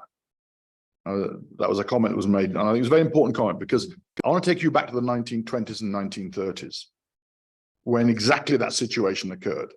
And across the world, we ended up with a realization that because of the nature of electricity, this is days when we go back to 1930, most houses were electrified, your heavy industry could afford electricity, and your rich people had it in their houses. It almost sounds like that now. And the reality was that in every country that I know of, and very specifically, the US documented this very well, you went for a socialized energy system because you averaged things out. It comes back to my look about tariffs and feed-in. And you made rules that you can have a monopoly if you do certain things, if you provide supply. So the US did it by having local monopolies that were controlled by a state board and had very strict rules about what they had to do. Other parts of the world, like ourselves, did it through the Munichs and through ESCOM. I fear that we are in the same situation and looking for a different solution. And I fear that the reality is that as long as you can get to an off-grid situation, don't care. That's a different discussion. If you can go off-grid, no question. But the state is providing that ultimate backup. You've got to socialize it. And I worry desperately that we are socializing the risk, sovereign guarantees, and we're privatizing the profits. Look at the European situation, they're making enormous profits in the private sector because their prices are linked to the model they've got. The model gets the price of power is the natural gas price, which has gone through the roof. And so the people who are on fixed prices are making absolute killing. And everyone's got very much higher tariffs. We've got about 18.5% or whatever it is. They're talking about 35% average in Europe as a tariff increase, or more than that. So that's just the first comment I'll make. I worry that at a philosophical level, we're seeing the free market. And I think we've got to recognize that if the free market wants to raise 500 billion rand, it will ask for sovereign guarantees. We talk about the success of the free market, IPP market, REAP and REAP. The answer is, hasn't happened. It's all been sovereign guaranteed. And even the talk with I think the DA Cape Town team was talking about the state should provide sovereign guarantees to intercompany deals on power supplies. Excuse me, interesting concept. If you can do that, another comment, two other comments quickly. One is Grandinga isn't on your plans. Now, I know Grandinga, I've got long questions about Grandinga, but in terms of credibility, Grandinga's, in my view, much more credible than batteries, for example. It would need an amazing political activity to do it. But we have 40,000 megawatts of power. We know it works. It's a simple hydro scheme. Very, very big, but a simple hydro scheme. It's got 5,000 kilometers of power lines. I'm not going to argue it's not easy, but I'm not seeing it appear. It's been dropped off the list. And the other comment I'll make in terms of localization is the US and Europe are currently worrying like hell that their renewable industry and base manufacturing is closing down everywhere and moving to China. And we think we can Chinese. If the US can't and the Europeans can't, I'm not sure where we stand in that one. I'd love to be wrong in that one, but I just have a feeling which says that if you're telling me we can, with that much money, we can beat the Chinese manufacturing, then we've got a different world. I mean, you know, it's a different world I live in. So those are my comments. I've got lots more, but I just thought it was a. No, that's perfect. Let's open up to further. So Nikki, we've got you, and then David, and then gentlemen. And we've got two hands in the virtual room, so I might just. Thanks, Shamini. So Nikki Fisher from Tungela. So with my Tungela hat on, I think that there's a huge opportunity, and Joanne, you alluded to it, and I haven't read the document, I must be honest. But in the Mpumalanga region, with the coal mining land and the mine closure, you know, mining companies have funds allocated to mine closure, and I think that there's a lot of opportunity there to look at how we maximize the use of those funds in a collaborative manner, and integrate that with the plans going forwards in terms of the energy transition. And I think, you know, from my perspective, from my experience, most of the mining companies are more than willing to collaborate on that aspect. We just need a driving force. I think we need to stand together now and start doing that. With my, as a concerned citizen hat on, criminality that was alluded to in the previous session is not just cable theft. It is rife, and it goes right down to the core of our society. And unless we can address that, this is all utopian. We have public transport systems. Joanne was alluding to, we've got the Rea Vaya. It's not running in many places because of the mafia wars that are going on. Illegal mining is crippling the industry. And unless we get to the root of these problems, none of this just transition is going to happen. The infrastructure in Johannesburg is falling apart. I have not had electricity for 5 days running now because the cable outside my house is burnt out, and there are people there trying to fix it who are not qualified to be fixing it. We have to get to the root of that problem. We have to capacitate the municipalities, and it's not just about being able to build their systems. It's about having the right technical skills to be able to run these things and maintaining the systems that we've got, fixing the systems that we've got, and fixing the problems that we've had from 30 years of no maintenance. Thanks. Thanks for that, Nikki. And we heard some of that coming through all our stakeholder engagements, even on the framework. So let's deal with the issues at hand before we talk about the just part of it. Okay, we've got two hands on the call. I'm going to ask David if you'll indulge me. Let me go to the virtual room, Natasha, and then come back to you. Okay, Natasha. Excellent. Good afternoon, and thank you for all the good work the PCC has been doing. I'm from a private industry, an international company invested in South Africa. We have two comments. The one, it could be a timing issue, is Oh, there we go. Please. Sorry, can you hear me? We can. Excellent, sorry. The first is another announcement of a $10 billion addition to the JET IP plan that was announced, but it could have been after this report was finalized, whether that's accurate reporting or not. I understand that the disbursements are made when certain achievements are made on the just energy transition every 6-12 months, but that an additional amount of $10 billion was pledged at COP27 or just before COP27. That was my first question. And then the second question is the credibility of not only the 8.5 billion or private sector money that goes into the just energy transition. It's the capability and confidence and credibility of South Africa.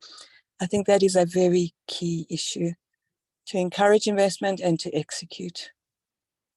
Thank you. Thank you so much, Natasha. I'm going to allow one more from the virtual room, Charlene. Good afternoon. I would like to greet you from South Africa, and it's very important, and I actually do not know the previous speaker, Natasha, but I want to raise the exact same point, and that is the concern associated with the lack of management of where money flows in South Africa. We understand that there's an opportunity to close the gap, and the greatest opportunity we have likely is with foreign direct investment. But money only flows where money feels safe. So if we want to really work towards a greater opportunity, we need to create an infrastructure where money does feel safe. And we have a great banking system in South Africa. I feel we need to amend that banking system just a little bit, or tweak it just a little bit, in that we accommodate the legislation required by, for example, the EU taxonomy to enable the flow of money in the most fundamental requirements, so that should not be the stopping point. And it's simple infrastructure that needs to be built to enable the capacity in the system. Thank you. Thank you, Charlene. Mike, I see your hand. I will come to you in the second round. I want to maybe just allow one more here in the room. David. Okay. Morning all. Didn't introduce myself earlier. It's David Kosher from Sasol. So just two quick questions. I think Joanne indicated earlier that, of course, South Africa is a very carbon-intensive economy. But I think the other element, I think, as part of the JET IP that needs to be considered is really around the interdependencies. Here, I'm really looking at elements around potentially exposure from carbon border adjustment mechanisms that may arise as a consequence of our high carbon intensity as a country. So how those elements, which may actually inhibit our transition, the pace of our transition, be factored into the sort of the thinking around the JET IP, because I think that's a key consideration. So I think that's just one of the interdependencies, and there may be a few more, I think, in that regard that need to be, I think, thought out in terms of our planning and regarding the implementation. And then the other element is related to the prioritization criteria. I think the broad prioritization criteria was provided within the document itself, but I think it was mentioned earlier that we need to make sure that the funding, particularly grant funding, goes to the actual need where it's actually required. What is there additional work that's going to be done to ensure that actually does materialize, and particularly around capacitating municipalities, and then as well as ensuring that funding, particularly for skills development, is really grant-based as opposed to loan-based, and to ensure that it's actually meaningful in terms of value. I think those are the two comments from my side. Thank you. Thank you, David. Joanne, if I can get you to respond to those, and then we'll open up for a second round. Okay. Okay, so all of the points about criminality, how we build confidence in our country, I absolutely agree. I don't think that there is any question about it. So yeah, so I think we can take that as read, the deep concern that we have, that if we turn into basically a mafia state, none of this is going to happen. None of anything is going to happen.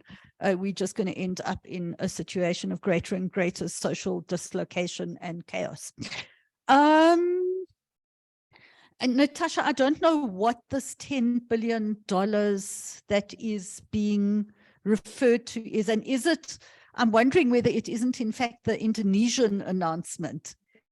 I think it might be, because just to say importantly, since we started doing this work in South Africa, there are a whole lot of countries that are doing this work: Indonesia, Vietnam, Senegal, Nigeria, and they are all busy negotiating JETPs with similar groups of financiers.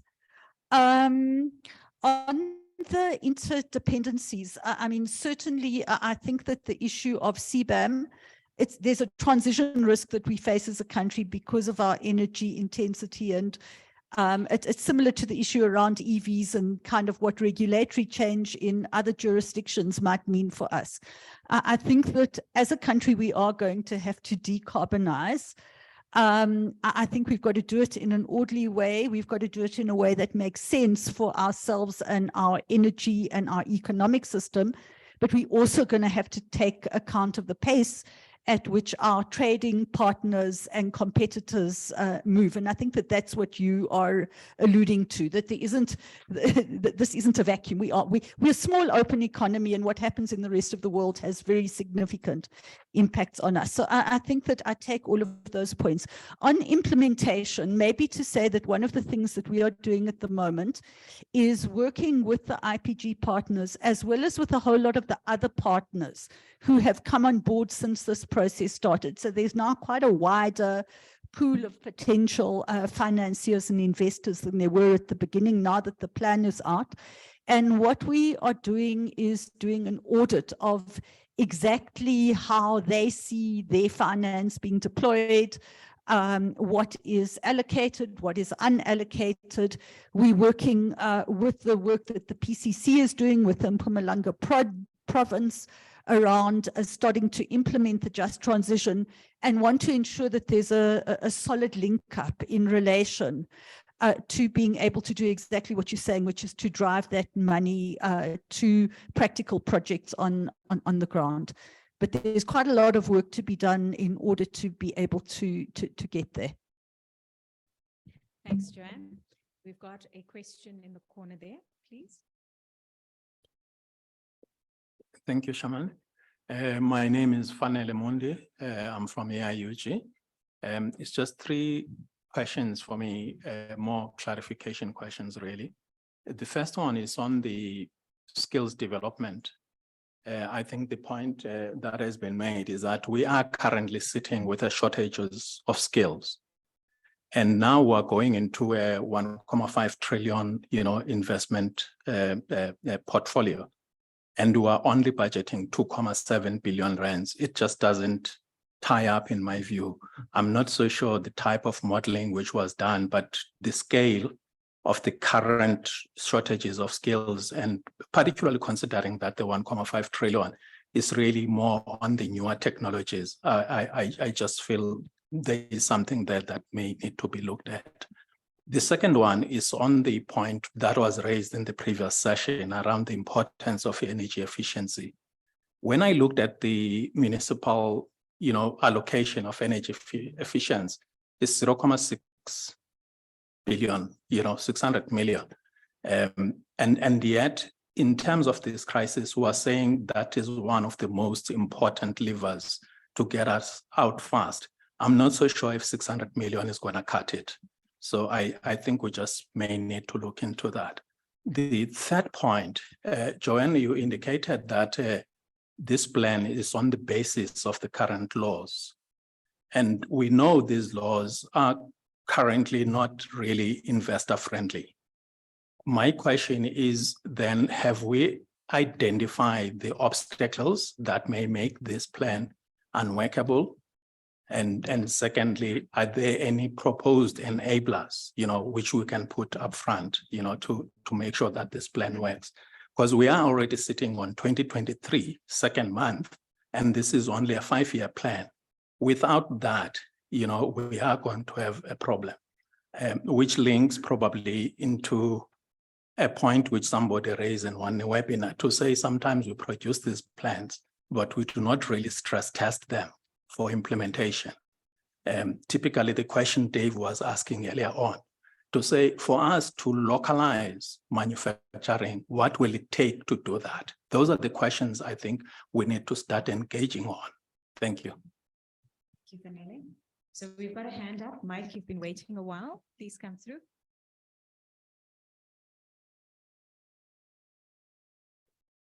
Hi, can you hear me? Yes, we can. Hi there. Just a few comments. I think as Shamini knows, she and I have served on the BRUSA Just Transition Subcommittee, or Just Energy Subcommittee. And I'll make these comments really as a concerned South African rather than any role I play in BRUSA, I think. Some observations were that for business, I still feel we as a sector haven't taken ownership of the just energy transition. I think part of the problem has been, from my observation experience, is that often the just energy transition is looked at through the lens of SE, economic development compliance and the BE scorecard. So when we tend to look at it, it tends to be about how do I deal with this money and deal with compliance, rather than say, how do I take a forward-looking, I guess you can say, outcomes-based approach? I suspect that kind of, if we took all the money that corporate South Africa has put into SED plans and social and labour plans, and the budgets that government had put aside for social protection under social protection policy for the last 20 years, and we consider that that was all directed to try and address, the triple threats of poverty, unemployment, and inequality. And my suspicion is that you wouldn't be able to find an objective measurement of that hasn't gone in the wrong direction over the last 20 years. And now the question is, how do we change it? And I think, to be fair, I'll give you just a personal, I did a couple of things of, I'm part of a think tank, which is called What's a Good Life in 2050? Okay, and how can the green economy contribute towards it?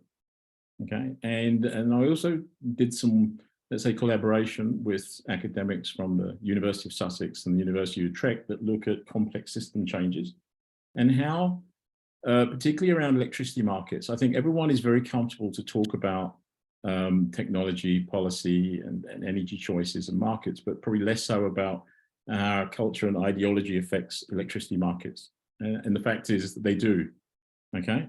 But more importantly, I think it's about how do we make sure that we have a clear picture. And I know it was Shamini, I remember when we had Chippy about a year ago present the pathways. One of the criticisms that was given that there wasn't any kind of visionary view, okay, in our just energy transition plan.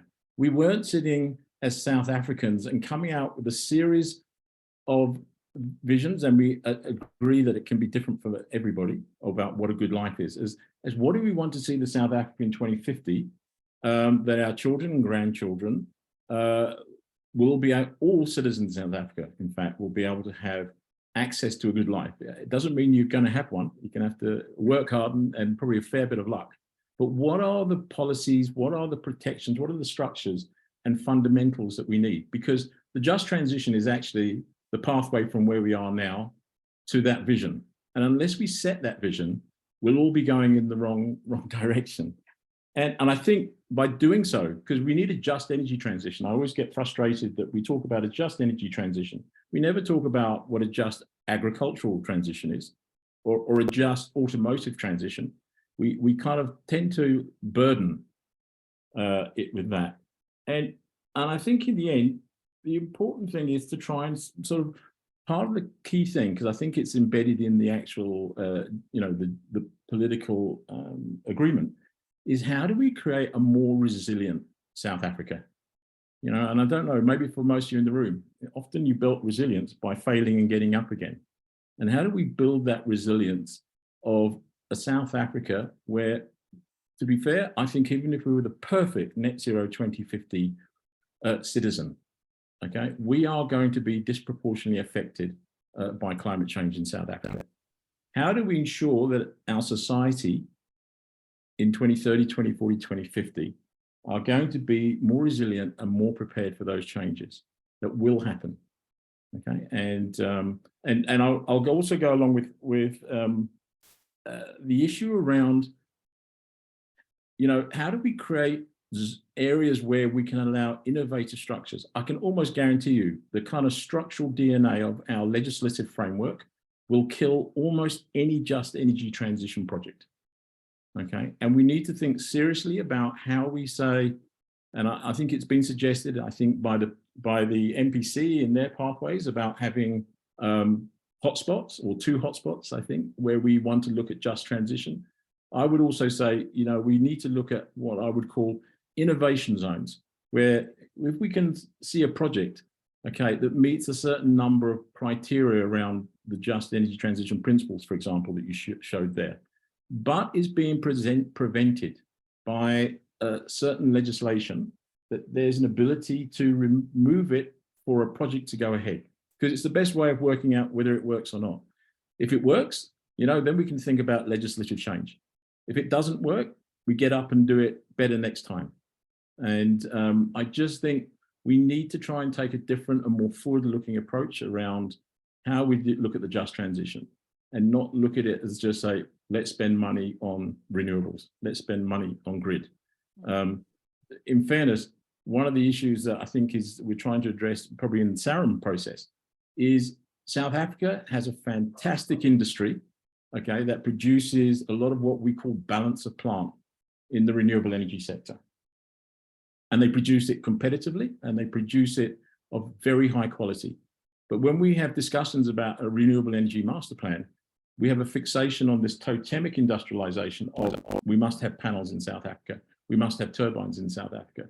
The reality of now in a solar PV plant or a wind farm, probably over 50% of the total capex. Mike, you're breaking up quite badly. Am I breaking up? Let me do this. Does this make it easier? Yeah, maybe try that. And I sort of heard wind power and that. Yeah, no. What I was trying to say is that we have a very competitive local electrical manufacturing sector that produces what we call the balance of plant in solar and wind farms. Okay, and in fact, those projects. Right. You there? Yeah. We're missing quite a bit of what you're saying. Can I ask that maybe you put your last comment into the chat, because it's breaking up quite badly. Will do.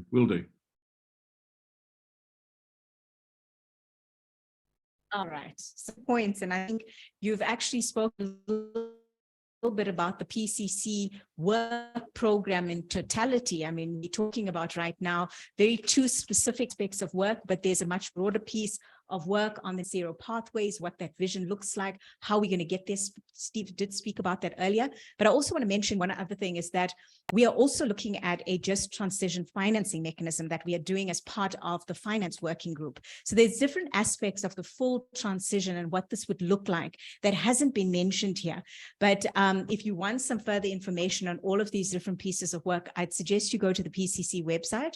There's feedback on all of these different sessions and work streams, etc. on that, because there's a much bigger view that is missing here.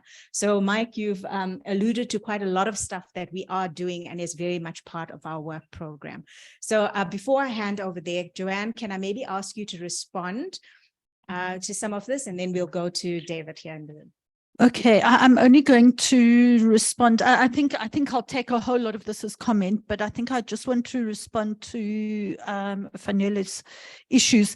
I think that on the skills allocation, I think the skills allocation needs further work, but I do think that we must look at the fact that it doesn't include the CETAs, it doesn't include the skills levy, it doesn't include the government budget to DHET for the TVET colleges. So I think that what we're looking at is how do we leverage the skills system, and how do we use that allocation in order to leverage for better outcomes. But that allocation itself may well need review, and we'll do the work. On energy efficiency, I agree we probably need a bit bigger allocation, but I also think in the municipal work, particularly in the modernization of the grid, what can be read into that is quite a lot of the technology that is necessary for more efficient energy outcomes, including things I think we spoke earlier about ripple control, reverse metering, things like that. Yeah, I think that on the policy framework, we could work with what we had up until November last year. As you know, this is a rapidly moving space. So, for example, when the ERA bill gets into Parliament or gets passed, it's going to fundamentally change the way the electricity market works. The announcements that the president made, changes in relation to regulatory timeframes, all of that, I think we must add on to where we are at the moment. So, but I just wanted to make the point that we didn't make major policy proposals in the investment plan. But we know that this is an area where the policy shifts. I think, though, there are important things that are starting to come up here, for example, on how the social and labor plans can work, how we can start to mobilize mine rehabilitation funds, et cetera, and that might require a further conversation. Thanks for that, Joanne. So we've got 2 more hands in the room, no hands in the virtual room. So, 3. Okay, so let's start with you. I'm just going to comment on Mike's comment about the long-term vision. In my experience of running industry or business, you've always got 3 plans. One plan is a long-term vision, and long-term depends on who you are. If you're the lady selling mealies on the side of the road, long-term maybe 2 weeks. If you're this game, you're 2050. And that long-term plan must be stress tested and inside credible discussions. In other words, I'm retired. I could end up saying my long-term plan is to win the lotto. It's not a useful technique. So my long-term plan is based upon some science will change the worlds of physics, then that's great, but it'll change the world. So long-term plan has to be there. The second plan you work out is how do you keep the wheels on today?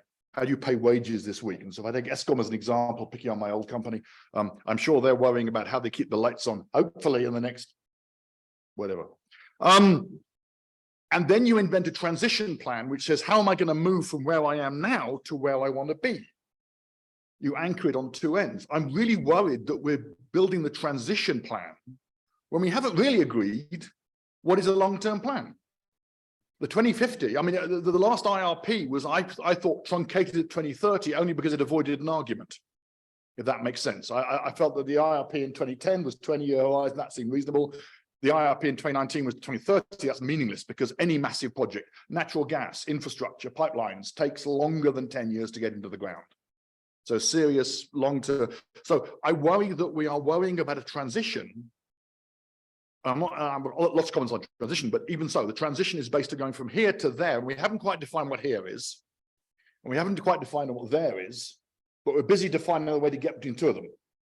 And that worries me. And if we haven't got that end state, now I can be very simple. Net zero end state today in technology terms, there's only 2 technologies out there that are commercially viable to get to net zero in 2050.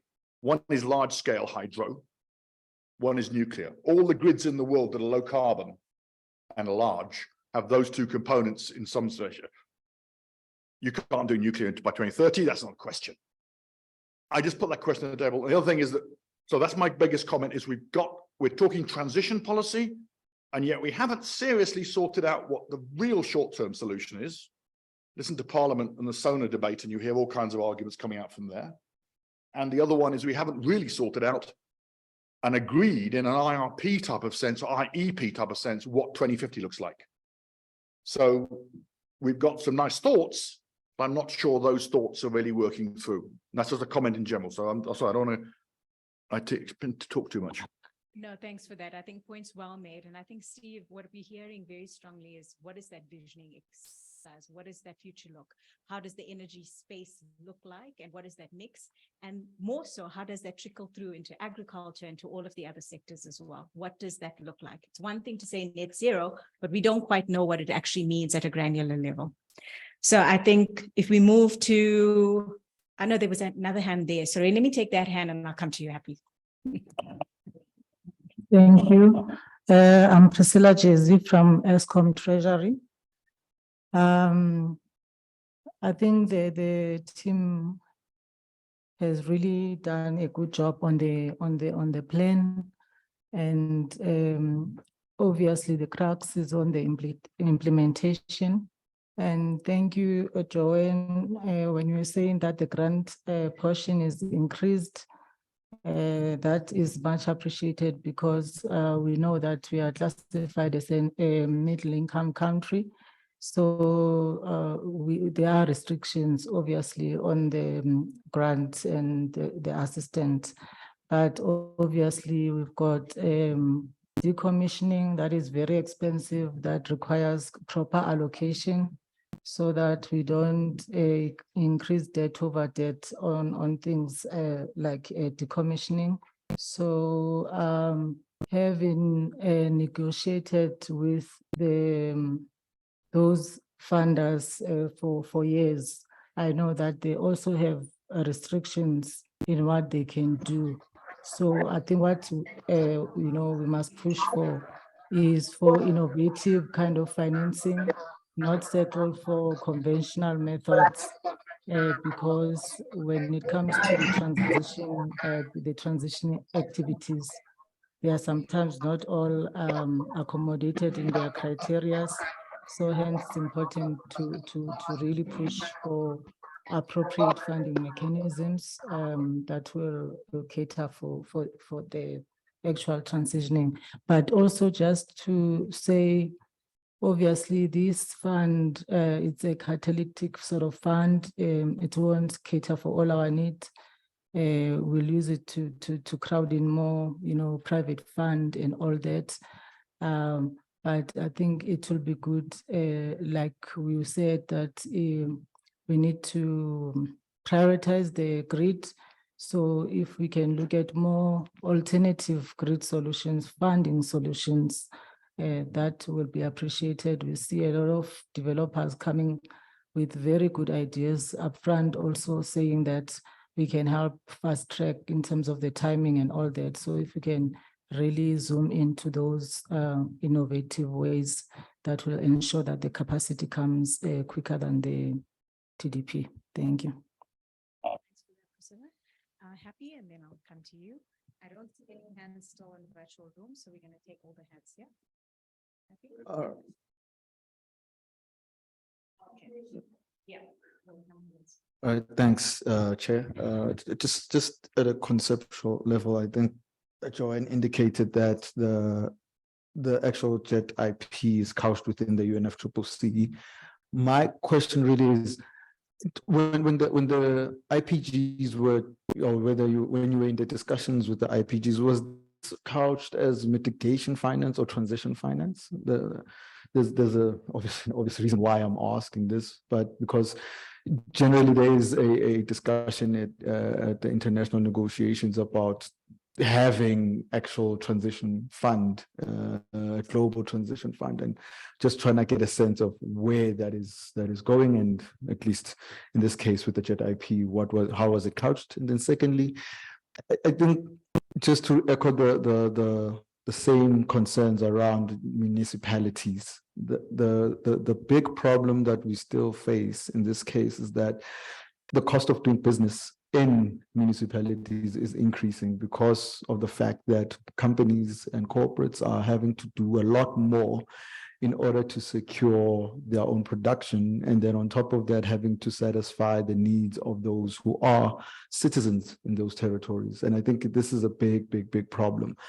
I would like to see at least a greater proportion of these funds going to the technical training and the capability, or building the capability of municipalities, because we know that this is a existential, fiscal, material risk. And that many companies are already communicating to say, if we cannot move within the territory of South Africa, we're going to leave. All right. So we need to address this problem immediately. And I think the key here is that the skills that and the technical abilities that will be born from the assistance and the support from this particular program can be transferred in other areas, whether it's in water or other forms of infrastructure building or any other area of municipal support. Thanks for that. Let's take the hand there and then back one.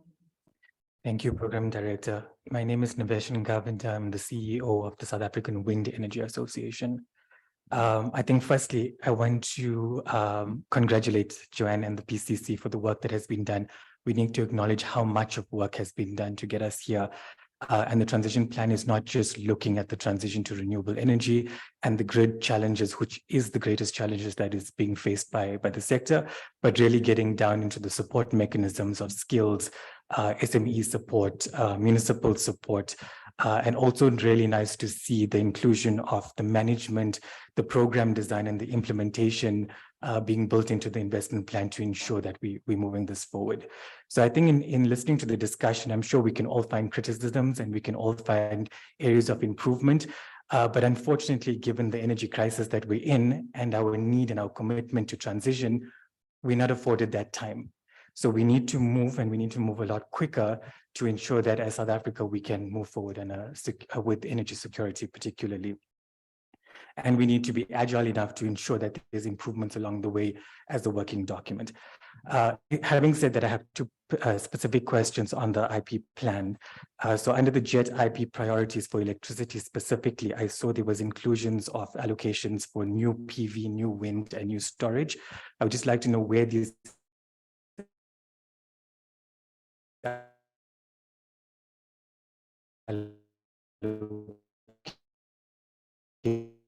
targeted at and comes from private sector. So to date, 2 billion has come in from private sector. Up until bid window 4, there's expected 600 to 800 billion to build out the IRP 2019 of expectations, and there's still the investment from private sector on the private procurement of renewable energy projects. So has this been considered into the plan, or is this additional that private sector will be coming into to meet that 1.5 trillion rand target? Thank you for that. The last one. Joanne, can you maybe just, I'm here. Your slide on the NEV transition.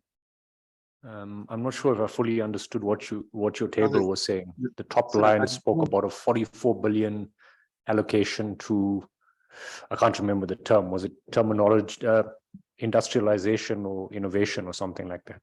So what are you saying? There's a 44 billion existing line sitting somewhere in treasury that came from somewhere, or is that investment required from private sector? As a follow-up to that, I'd like to understand what is the consultation process within your structures on how you unpack any policy decisions that are made in the NEV space. Joanne, I think that's a good set of comments. Okay.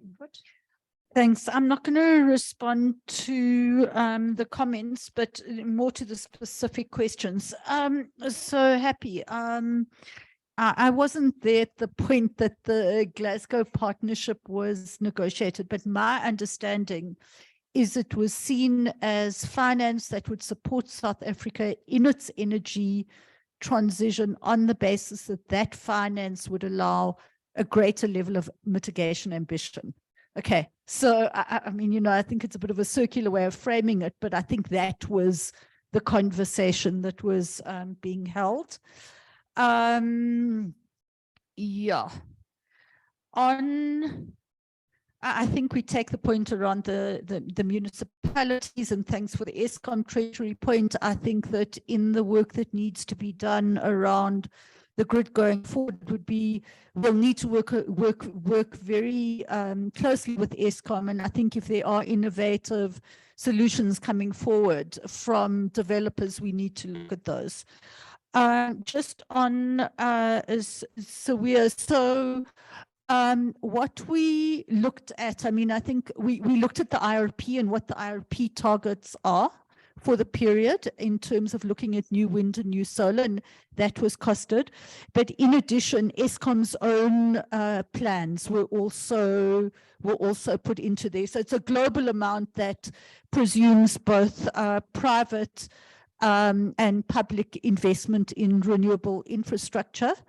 And I think that in that 8.5 billion at the moment, there are both sources of finance that would go into both the private sector as well as into the public sector. So I think that deals with that.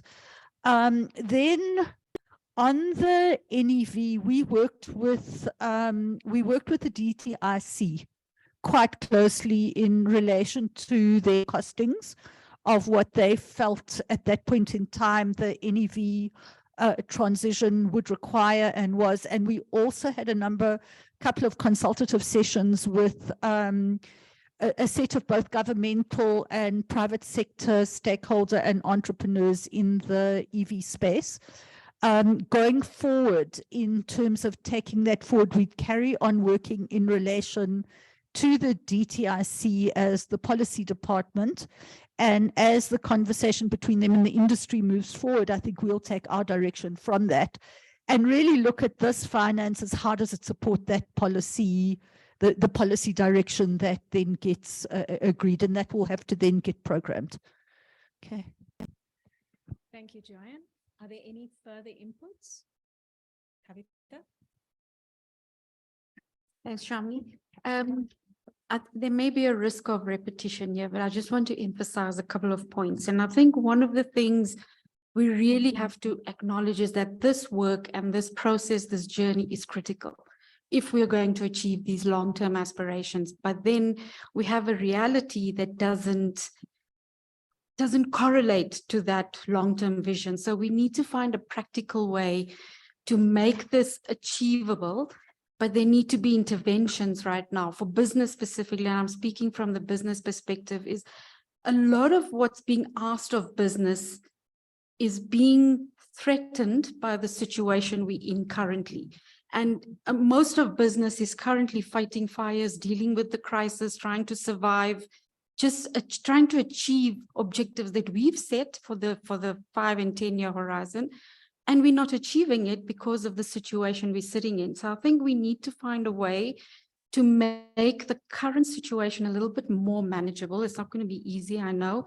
It's a tough one, but I think, you know, things like the pressures on business to report on all these various measures, scope 1, scope 2, scope 3, all your transition plans, and they amount to nothing because we don't have any mechanisms currently to deal with the issues we have every day.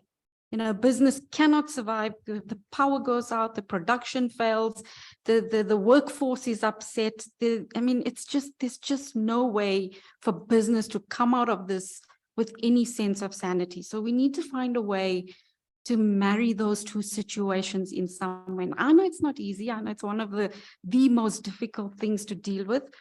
The other thing we need to consider is a lot of the things that are being asked of business through these plans and requests and things need to go to boardrooms. Boardrooms are currently so disillusioned that the moment we say we need to contribute to a national plan and a national initiative, it's all about, and I think Nikki earlier said it, where's the money going to? Where's the confidence? Where's the assurance? How do we know? Government has this strong aversion to ring fencing. So we'll put money into something, and where does it go? What does it get used for? So I think those are the kind of assurances we're also looking for. I want to also just say we are committed as business. We are committed to doing the right thing and to doing what can take this nation forward. But we need government to provide those assurances. And I think we're sitting on that murky quicksand right now where we don't have that process. Thank you for that, Kavita. I mean, maybe just to add two points to that. I mean, some of the things around the 500 billion that were raised with me is, you know, what does this enabling environment look like to get business to actually invest? And why does the JET IP not actually include some of those non-financial support mechanisms that are needed to make investment on a financial level? You know, policies, incentives.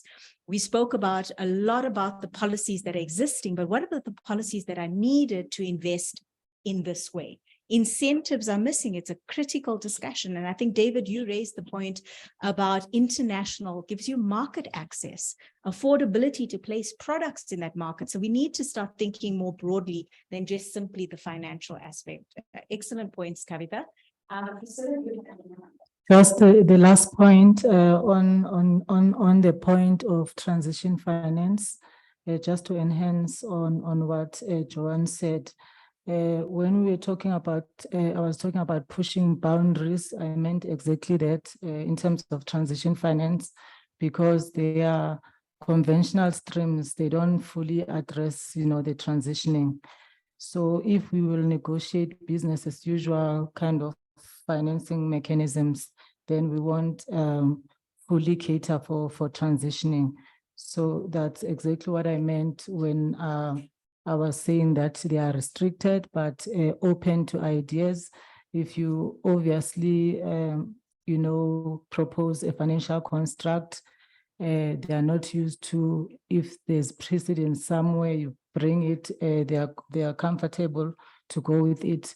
And there was also one where there was no precedence, but we're saying that we have to be innovative, that, I mean, they were willing to look at.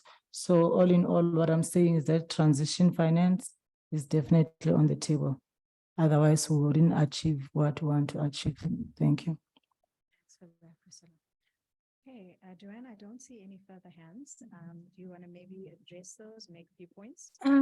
Thank you. I noted. I mean, the operating environment is probably as bad as it has ever been. And hearing, I mean, I think we all know, I think that the desperation that I hear in the room is really about that there isn't real clarity about how we're going to get out of it. I mean, really, that's what I'm hearing from all of you. And I think that there are a number of people in this room who are really worried about the longevity of their companies and companies and livelihoods in this country, given the thing. I think that this program is not going to solve the country's problems.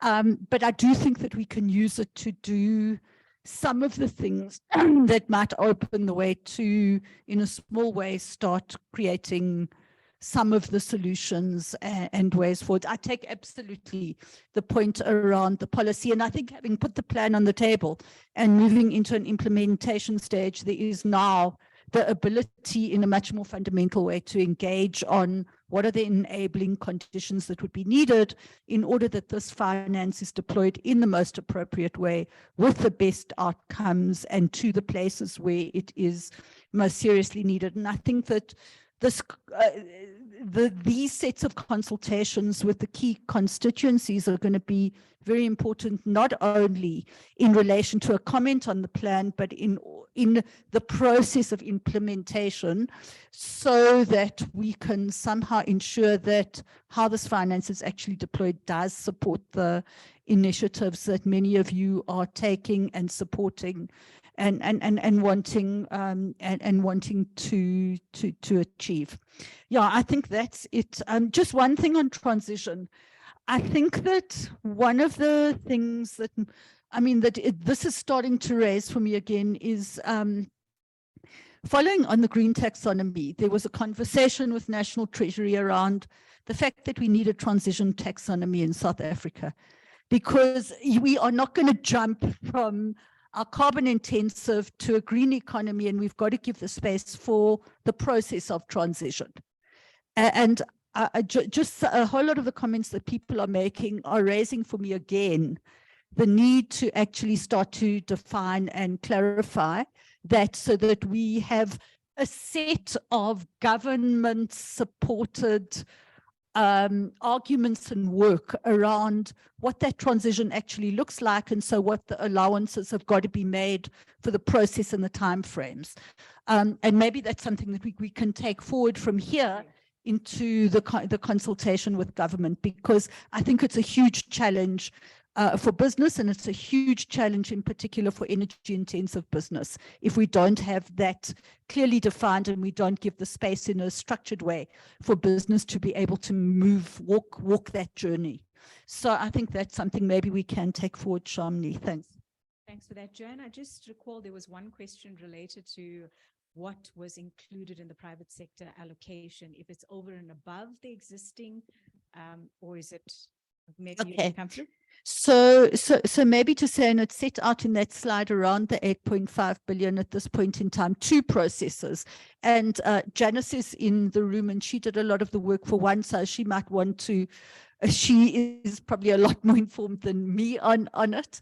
But the one is that the US allocation and $500 million of the UK allocation is finance that is going to be channeled through private sector initiatives and projects through the USDFC on the one hand, and I don't know quite what the mechanisms would be through the UK. I don't think that's completely pinned down at this point in time, and that is from the US, as I understand it, that is project finance. It is finance that would be allocated in relation to projects that fit into what the JET IP is and that would support it, but it'll go through the private sector and hopefully a very wide range of kinds and sizes of private sector organizations and firms.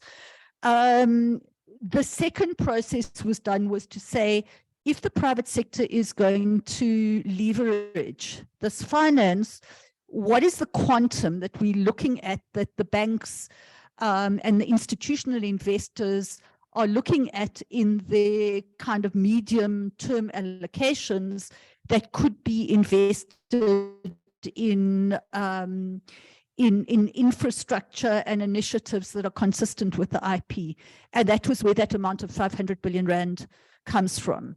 So that is kind of, and that is in the context of trying to fill this gap, because we're sitting with a $98 billion ask and an $8.5 billion commitment, and then there's the gap. And so a significant part of that, we presume, will come from private sector investments. Thanks. Thank you, Joanne. Is there anyone else who wants to add to that? Janice? No.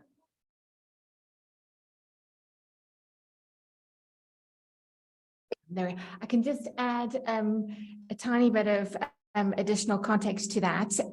Obviously, the IPG offer is more in a specific context that they've provided it.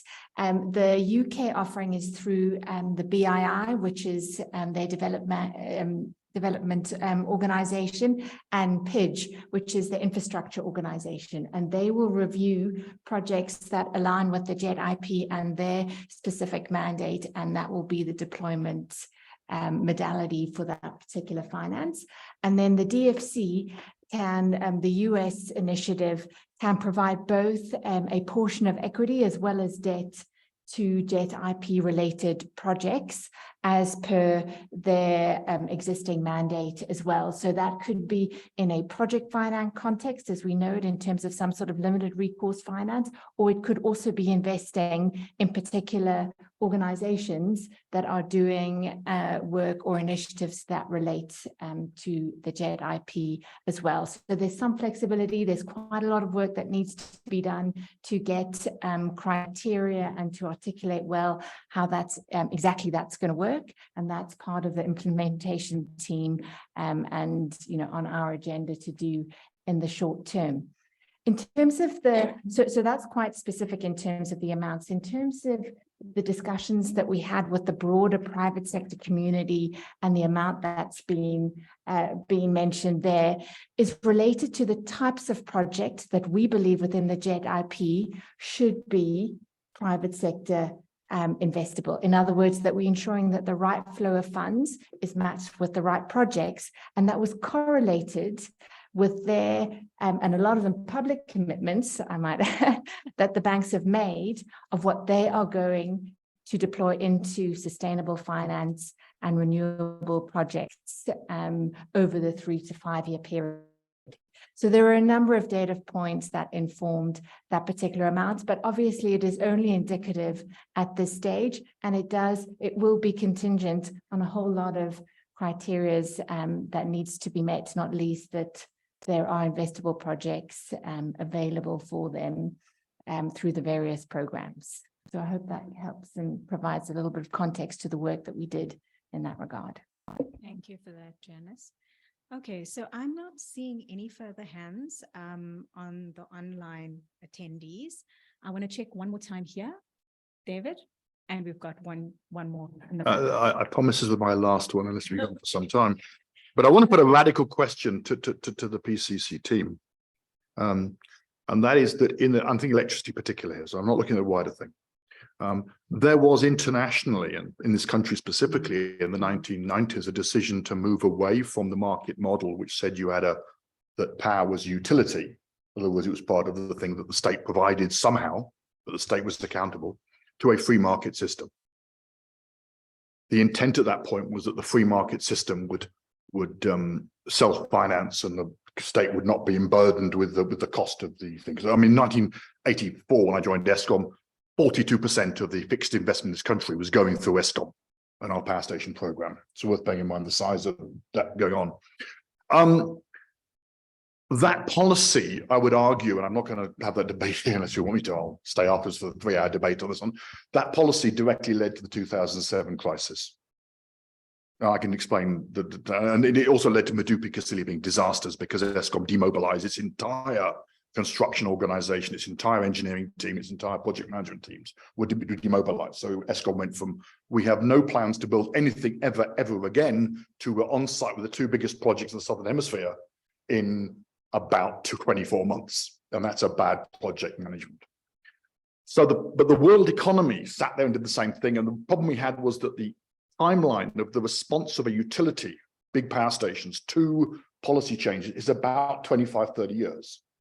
So in other words, we decided in the mid-90s to stop ESCOM building, which meant the last station came online with Majuba when we didn't build anything else. But it also meant that the problem that induced only occurs about 20 years later, which in terms of policy making from financial people and in terms of government is way beyond their thought process. You ask Tabo Mbeki, he'll tell you in 98, he was saying, don't worry, we've got plenty of time. So that philosophy was changed. And the world, I would argue, a lot of the problems across the world today, in fact, even the gas problem in Europe is a function of that. I could explain that in some detail, but again, not time. My question to the PCC is, in this thinking, was there any discussion of the ideology that is given? If you don't believe in this ideology, by the way, you're the Antichrist. I was called that earlier today. Not nastily, but somebody said you're the Antichrist. In the sense that the state doesn't do this, the free market does. And was there any thought of going back to, I'm going to put the 1990 situation to be, but not because of apartheid, it's because that was and that's the world across. And people say, but the free market raises the money, and the answer is no. Every rand raised for the REAP program has been state-backed. The state has the liability on its books of all that money, has a liability for the PPAs, has a liability for no one will invest in a PPA in my PPA thing. I mentioned Vietnam earlier, and their view is simple: if you give me a 20-year PPA to put solar panels on my roof, at that rate, I'll take it. I don't care about the economics of the country. Hence, they've got no plans for any more solar until 2030 at least. I asked that question, so did PCC go back and say, just a second, let's stand back and say at a deep philosophical level, are we trying to be so complicated in organizing this transition that if it was in the old sense of a state body, and I'll be extreme and say the Soviet Union, so please, I'm not going there, but there'd be no question the state would decide everything. I'll give a thought to you: 500 billion, 1.5 trillion rand in 5 years. Unless your project plan is on the ground and all the designs are in, you won't spend it. I'm sorry, in big business, you sit here and you say, this won't get spent. You can't even raise it. The financial people will take a year to get the heads of terms sorted out, the kind of money we're talking about. You've got to go through all the approvals. It's not going to happen. It's a wonderful idea, It's not going to happen. So those are my thoughts. So the question about PCC is, did you go back and say, should we revisit the whole world and go back to a command economy? I'm not saying it's the right answer. I'm just asking, was it thought about? Okay, thanks for that. One more comment at the back, and then we'll Thank you. I'll be succinct. Thanks for putting together the document. It was quite nicely structured. I just had a thought around the green hydrogen related stuff. So from a electricity production perspective, the business case for green hydrogen is pretty promising. It's not at a stage of maturity just yet, but it's coming around. And I guess it's just, in the medium to long term, it'll be something to exploit and really something to look into. But I guess over the next 5 years, with consideration to the JET funding requirements, it wouldn't be really a priority. But I took note of the specific use cases that you pointed out in the document. Just from a perspective of prioritization, is it not the sort of thing that you would set aside for now? Not to say it's not as important, but we're working with limited resources, of course, and it's commanding basically 20% of the requested funding, or the required funding rather. So just a thought around that and the direction you take. Thanks. Please go for it. Okay, just let me respond to that. I think in an ideal world where you choose how the world economy develops, we could probably say we'll wait. But I think that firstly, there is a race around the world to get a green hydrogen. They're competitor countries that we are looking at, many of whom have much more significant resources than we have, but they don't have necessarily the kind of assets that we have as a country that might enable us to get off the ground before others. So I think there is a competitive advantage around green hydrogen in South Africa, but I think there's a time window around it.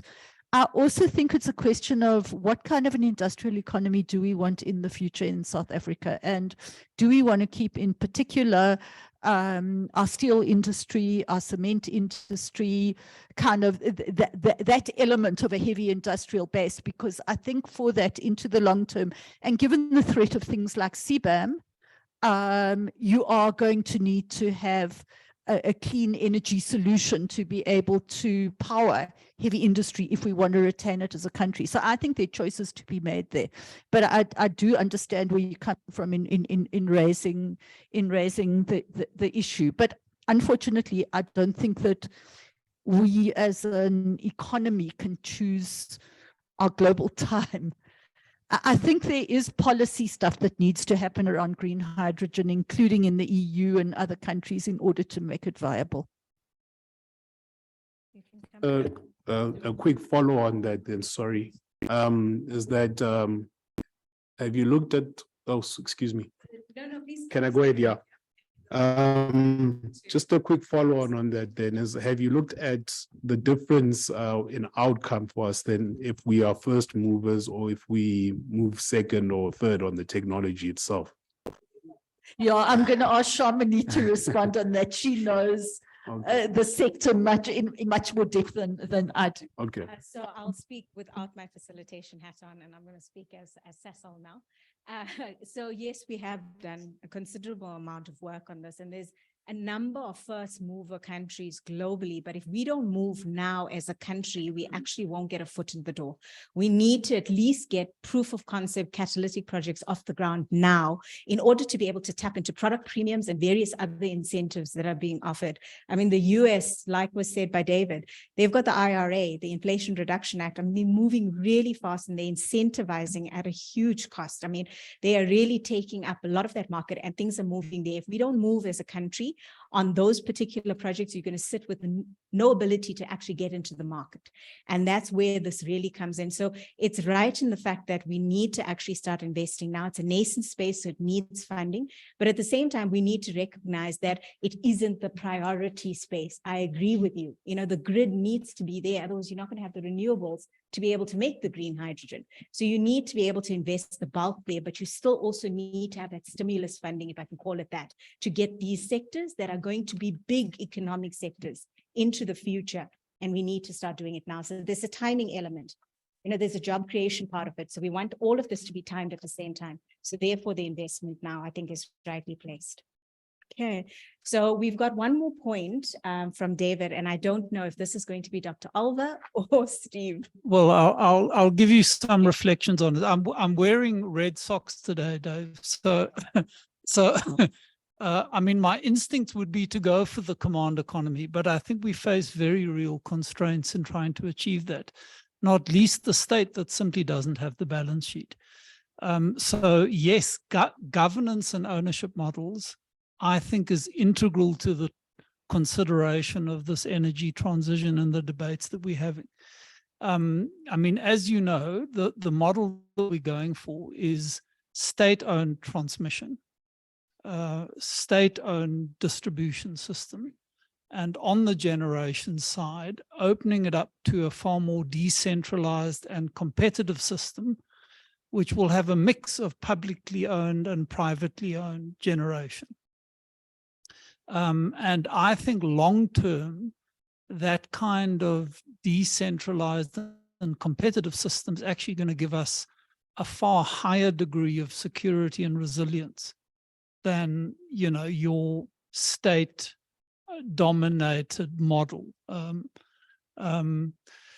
Yeah, so I mean, that's just on the governance issues. I mean, I do think this remains an active debate as we move forward. As you know, the unions have a very strong aversion to what they see as wholesale privatization of the energy system. I mean, I don't think that's what we're doing, but it's a big concern that they're putting on the table. You make a very good point about how long it takes to get these large-scale infrastructure projects onto the ground. And I guess the one area where you and I might have some commonality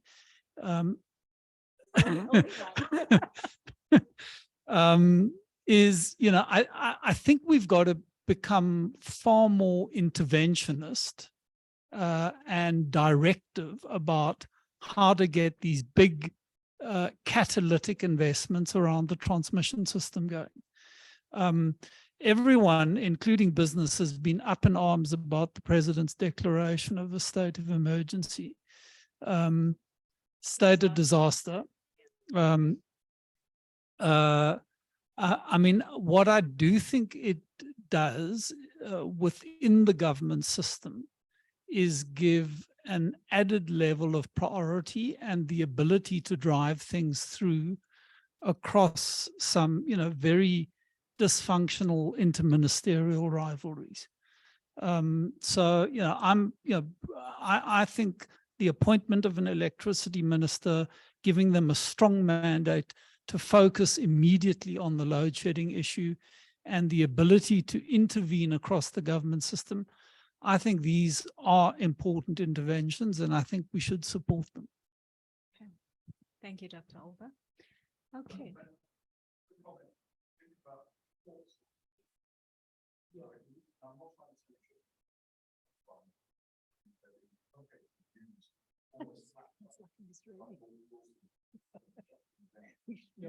Yeah. Okay, thank you for that. All right, so we're now drawing to an end. So we've got probably about 2 or 3 minutes, and I'd like to maybe just quickly tell you about the way forward. So basically where we're at now is there's going to be a further series of engagements with the other social partners. That's still to happen. And thereafter, what we are going to do is put all of this into a report that is a true and accurate reflection of everything. We've got One World online that is taking down copious amounts of notes and to reflect all of the comments that have been raised. And this will be presented also to the president. So there's going to be a report that will be given to the president on both of these presentations. There's also, as Steve said, going to be a colloquium where we will then be presenting some of this and brainstorming a little bit more with some experts as well. And that's probably going to happen in the next few weeks. So there's still lots of time for you to get comments in. So I want to urge you as well, as we said earlier, please get your written comments into the Secretariat. The posting is in the chat of the email address. You can send things through. This is not the end. You will be then hearing back from us on the way forward and all of these reports that we spoke about. I want to take the time to quickly thank these speakers, Steve and Joanne, for their input. I want to thank you for your participation and robust discussions. And I want to say to those that are online, apologies, but there's going to be lunch here, so you should have come in person. For those who are here, please feel free to join us now for some lunch. Happy at this point. Come through. Just one line. Chair, I think thank you to the team for all the work that they've done. Just that when we're going to have the next consultation, we need enough time to prepare. If you're going to send a request, an invitation to a CEO, it can't be 3 days or 4 days. We just, they want to be here, but it's impossible if there isn't enough time to be able to be briefed, as well as get a mandate in some cases, and in some cases actually travel here. Noted. We will take that back. I mean, as far as I know, there were notifications sent out, but I think we need to maybe just look at the timing around that, Crispin. All right. Thank you for that, Happy. And on that note, thank you, and meeting adjourned. This is a quick conversation. It wasn't long enough. Yeah, the reality for CEOs, you need at least a month to 6 weeks. So, I mean, I think that, but you didn't need CEOs here. Kind of. Okay. I think we must get you in touch with the team that did the work. I'll tell you why. There are no space. It doesn't No, but we make entrepreneurs in space. People think it's not a scale. No. But there are people that are building transmission.